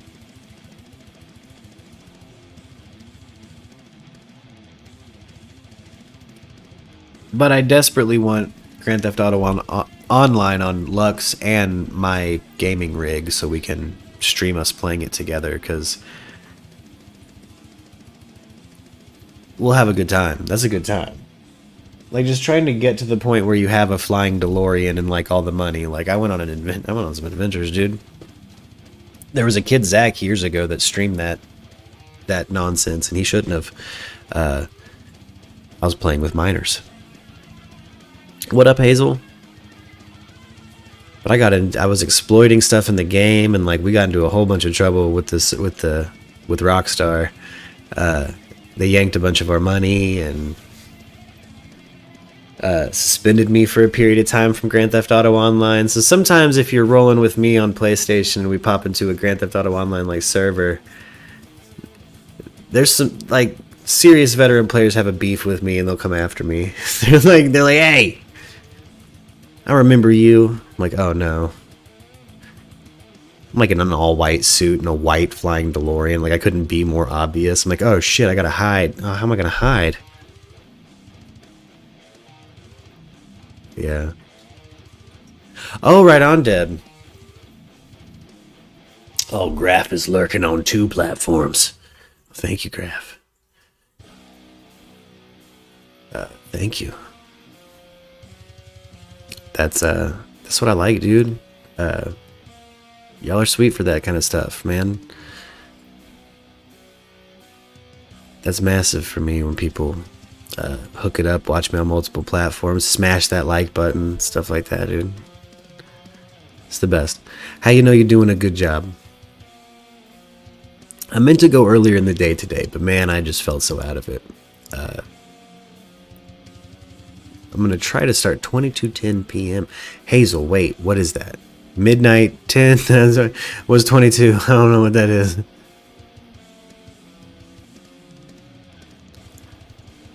Oh, is it early in the morning for y'all? Like, late as fuck? Is it late into the evening?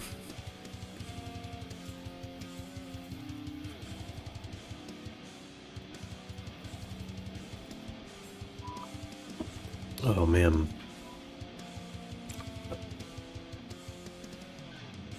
As work becomes more, as I get more used to my new gig, I'm going to try to stream more after or something like that. Just keep a consistency. Stay on top of the news and stuff like that. 10 p.m. Got you. Hey, well, that's late nowadays. My body's still adjusting from a weekend of overnights, so I'm 10 p.m. I'm like, I'm tired. I want to go to bed. Trying to do it today, trying to not feel like a nap after this stream, but man, I'm already feeling it. Already feeling like one, but no. No, I'm gonna go till bedtime, dude. I'm an adult. I don't need a nap time. Damn it. I'm an adult. Yeah? Yeah. Damn it. Sorry. Pull Lux away from work for a second. Like, hey, look at me. I'm going to walk. That's some expense. That's action right there. That's all right. I'm into that. That'll wake me up. I don't need right now. Well, it's kind of cold.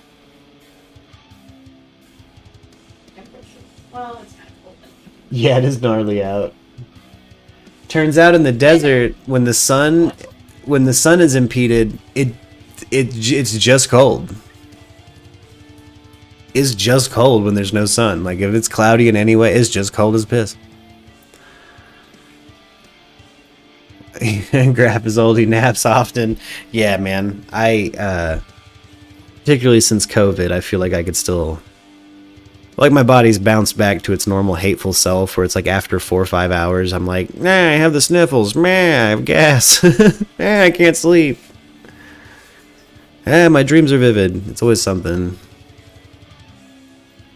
It's like 4 hours of like a good, like, just chunks of 4-hour naps, or just like my body tortures me through. It's just like, here, you can sleep now. I'm like, god damn it. But I don't know. A lot of that's just my health issues. Hard to if I don't take myself to the point of exhaustion, it's hard to get comfy. And then when I do get comfy, I do take a nap. Like times, like, you know, you hit that couch spot, right? You know what I mean? Boy, I'll close my eyes and start breathing heavy. I think I did the other night watching something with you. Kick back on the recliner. Like, We were watching Peacemaker. I started falling asleep. Oh yeah, we were rewatching Peacemaker. We got to shoot our Peacemaker series review. I know, we need to catch up on things. Yeah, we got to sit down, make our list, and do that like tonight, so I can edit it and get it posted. Still doing reviews, still doing rants. I'm gonna change the rants intro though. That shit's too long for how short those videos are. You live, you learn. You know, I'm not gonna re-upload. I play like the whole intro riff to a song of mine and special guests. It's just too long. When it's like a 2-minute video and like 30 seconds of it is intro. And that needs to be like 4 seconds of intro. But lordy. Everybody stay warm. I hate this. I'm so ready for spring and summer, dude. So ready for it.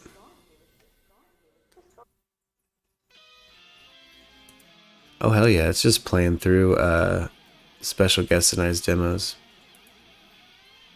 Cool. But, man.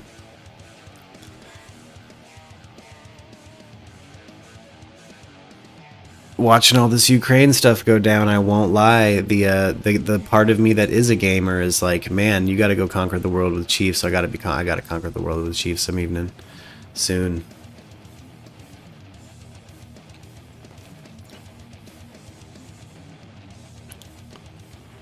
But man,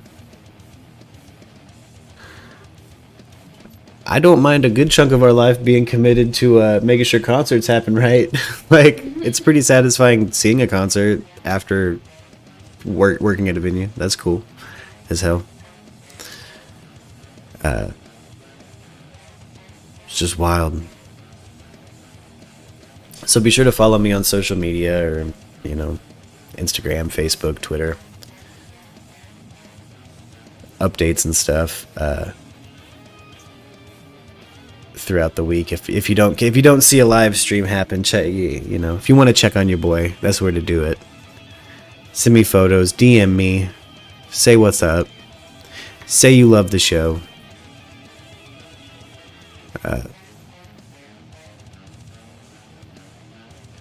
Or suggest some true crime. That'd be the place to do it, man. Find me on all social media platforms. Let's check on the news page one more time before we bounce out of here, because the way things have been moving, man, it's been hour by hour. And then they popped into 30-minute increments with some of these releases. So,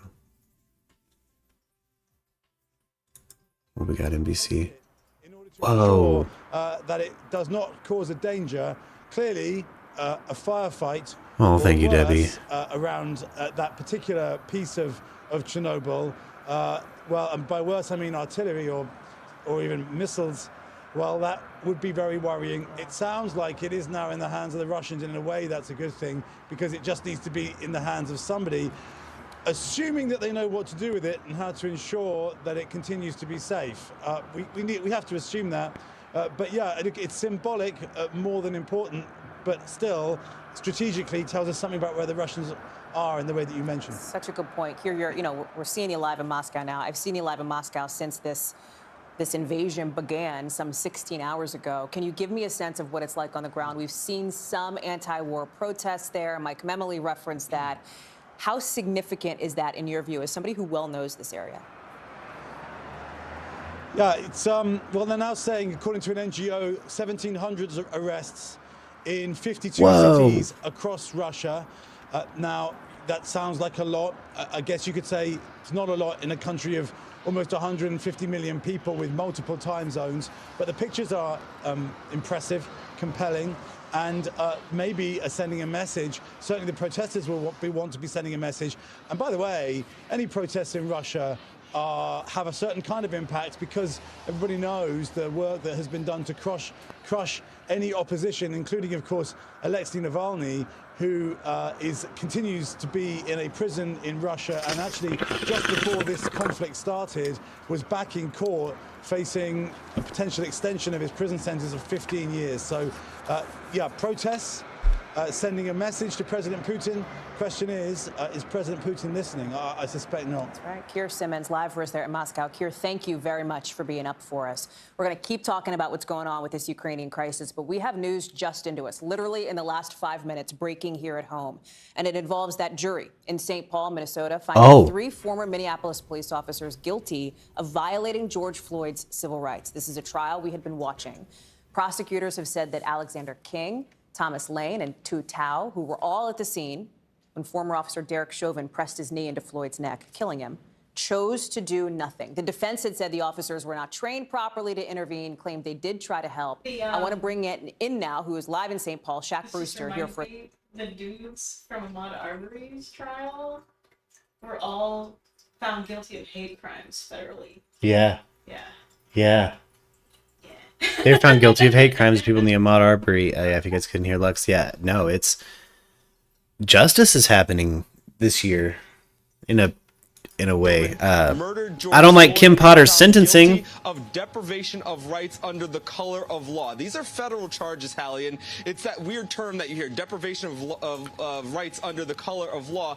What prosecutors are essentially arguing is that for all 3 of the officers, they deprived George Floyd of his civil rights by not providing medical aid, as he was clearly lying on the ground in need of that medical attention. For 2 of the officers, Tu Tao and Alexander King, they faced that additional charge and have now been convicted of that additional charge of failing to intervene as Derek Chauvin was using that excessive force. Yeah. That was just happening in the past couple of minutes. The jury also unanimously saying that the officer's inaction here led to George Floyd's death. That becomes important in sentencing. Now, how much time these officers are now facing in prison for this conviction? Well, that's not specifically clear at this point.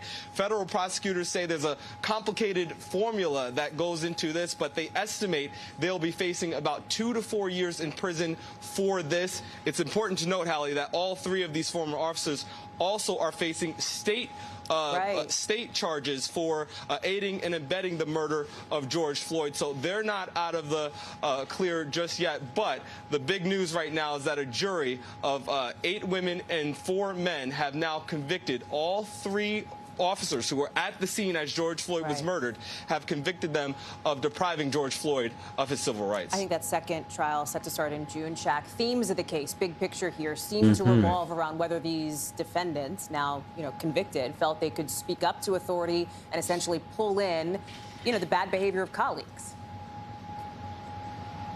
That's exactly right. And if you remember that original video as George Floyd was being murdered, there was Tu Tao, who was the officer who was trying to control the crowd. Yeah, I feel the same way, Graf. All 3 of these officers they're going to now. In their own defense.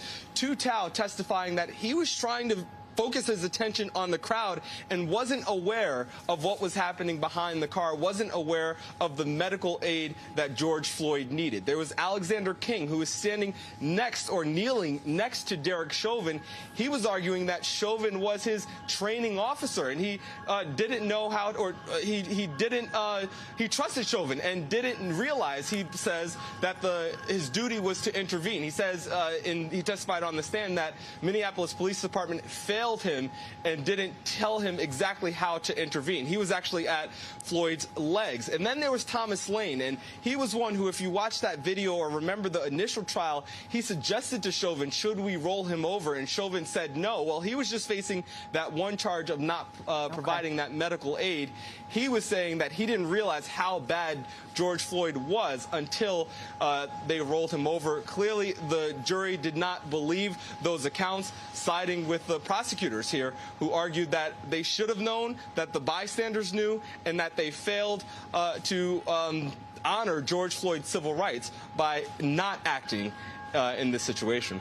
Shaq Brewster, and we can hear the noise behind you there, Shaq. Shaq, thank you very much for bringing us that live report on the breaking news, those guilty verdicts in that case. Coming up, we're turning back to the international news of the moment, specifically how Congress is responding now to the invasion of Ukraine and any bipartisan support for more sanctions. We're going to get the latest from Capitol Hill. Plus, more than 100 million people in this country are under severe weather alerts as a huge storm makes its way east. We've got the 5 things, and that's one of them. Next. Damn. Well, thank you, Hallie Jackson. Again, I'm glad I'm glad we're seeing some justice roll through. 5 things, and that's one of them. That's the same way as NBC News. What am I doing? Thanks for joining us on News Nation Rush Hour. I'm Nicole Burley. What do we Here's got? A recap of what's happening right now as Russia invades Ukraine. Today, President It's Rush Hour, baby. Chris Tucker's here. Jackie Chan. It's classic. Biden announced what he calls profound sanctions against Russia, which target Russia's banks, elite, and high-tech industry. Now, this paired with every other European nation and you know, including the UK, slapping their sanctions. Let's see what this does to Russia. Let's see what this does to our prices domestically. I'm excited to talk about this and the repercussions of this here in a month or so, or even in a fiscal quarter. You know, it's going to change things for sure, economically. He says if the For U.S. everybody. does not act now, Putin will be emboldened. But when reporters pressed him on why he would not issue direct sanctions against Putin today, he wouldn't answer. When it comes to U.S. troops, Biden maintains American troops will not fight in Ukraine, but he did say if Putin moves into NATO countries, U.S. troops will be involved. Meanwhile, some new video coming in from Ukraine. This is a small city today in the northeastern part of the country. You can hear whirring and explosion of artillery. The office of the Ukrainian president sharing video of an apparent strike on the region's most powerful thermal power plant. Outside Kyiv, an apartment badly damaged in a Russian attack. This is near This an is airbase imagery. with a runway large enough for the biggest types of cargo planes. So far, Ukraine's health minister says 57 people have been killed in this invasion, at least 169 injured. And today, people across Russia protesting against Putin's decision to invade.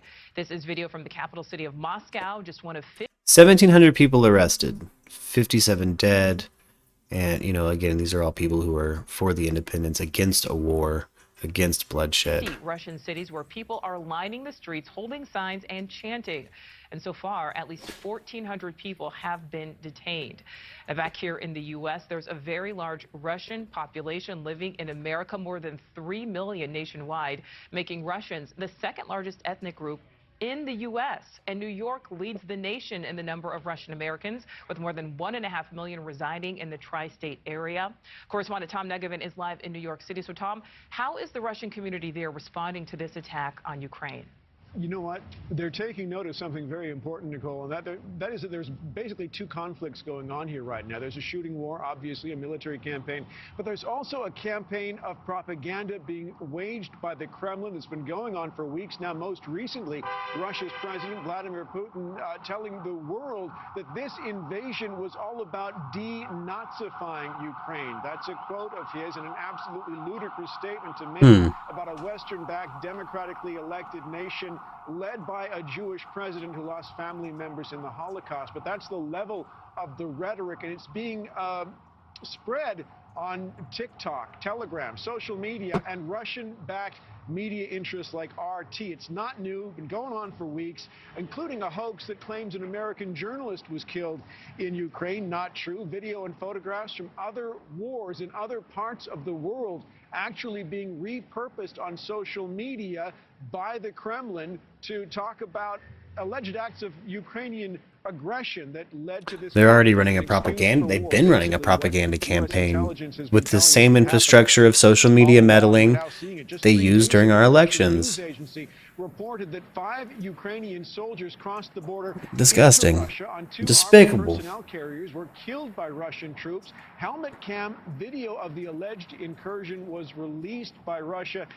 Didn't happen, Nicole. One of many reports like it, including, you'll remember this, the reports of shelling of schools in breakaway regions of Ukraine that, again, was a pretext for a Russian invasion. The state-controlled international television network RT, part of this, running with a headline that... Yeah, Graf, he also wants it just because I think it was historically, I think it's something that he wants to leave in his legacy, that he's the guy who took Ukraine and brought it back into Russia. Moscow is finally stepping in to end it, going on to report that Russia is ready to negotiate Ukraine's surrender. What's most interesting about all of this, maybe not most interesting, Nicole, but among the most interesting points is that a lot of this information is either being debunked directly by the Biden administration or by online sleuths who are digging around in this from home on their computers and debunking Russian propaganda right now on the internet. We'll have to try to debunk some Russian propaganda together, guys. For us in New York City, thank you.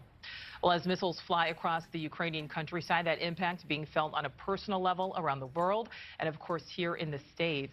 The most recent census data available shows more than 1 million people who identify as Ukrainian live stateside. And for many of them, today is a nightmare come true. Correspondent Kelly Beeson joins us live from Warren, Michigan, which is near Detroit. Kelly, Michigan is home to a number of Ukrainian Americans, but we're seeing a response not only here in the country, but around the world. Yeah. Yeah, Graf. You're absolutely right, Nicole. This news sparking concern, shock, and in some cases, outrage globally. There are now cries for freedom for Ukraine in France, Greece, Italy, and England, just to name a few areas. We do have video of some of those rallies that have happened in the streets just within hours, where many are calling for tougher sanctions on Russia. Now, back here stateside, there are many shows of support as well, especially in areas with large Ukrainian communities like Chicago. Some estimating there are 250,000 people in the city with ties to Ukraine. Many of those people waving flags, asking for NATO support, and attending church services to pray for peace. Where we are now in a community about 10 miles north of Detroit, you can see an emergency rally is about to begin at a local Ukrainian church. Just moments ago, we spoke with the chair of the Ukrainian American Crisis Response Team of Michigan, who calls the invasion, quote, horrifying. Our community has reacted with horror. We're terrified that the ancestral homeland that our ancestors fought to make independent can be made some kind of vassal state of Russia once again. And we can watch that process, the undoing of all of our ancestors' work who fought for liberty. We can watch that live on Twitter and live on CNN. That's terrifying. Yeah. Now, many at these rallies saying they I understand that sentiment, man. That's got to be terrifying. They never imagined an invasion at the scale that it is would happen. He is, Graf. He can push NATO as far away as he can. In Michigan, thank you for that. Well, let's bring in Elena Lennon, adjunct professor at the Putin's gonna, yeah, he's gonna push that as far as he can take it. And let's see, you know, I'm gonna stay optimistic and gamble that he's not gonna push into any NATO allied nations, and we're not gonna see necessarily conflict with us involved, but, you know, again, he might commit war crimes so atrocious that the world feels like they need to step in. So let's see. Let's see what happens, man. I feel like we're leaving another stream covering this conflict on a coin flip, but I can't speak and I don't have a definitive opinion on where it's going to go. So let's go out on that sentiment. You know, I named the episode today Juggalos Invade Lake Faygo. Still tired, and I think I'll always be scarred. I have what I now call ICP TSD. I've got insane clown posse traumatic stress disorder. Everybody who was involved in cleaning up that concert does. I think we all left screaming and ready to burn a motherfucker down, but I'm having a better time now that the clowns are gone. So be sure to like, share, and subscribe. Welcome to Merc Radio. We have a firm no clown policy. Look, if you're a juggalo, I'm sure you're cool. Do that clown shit at juggalo events. Hey, thank you so much, Graf. Thank you guys for the stream. This was very nice today. It's nice to come back to all you pleasant ride or dies, you know. You guys have a good day.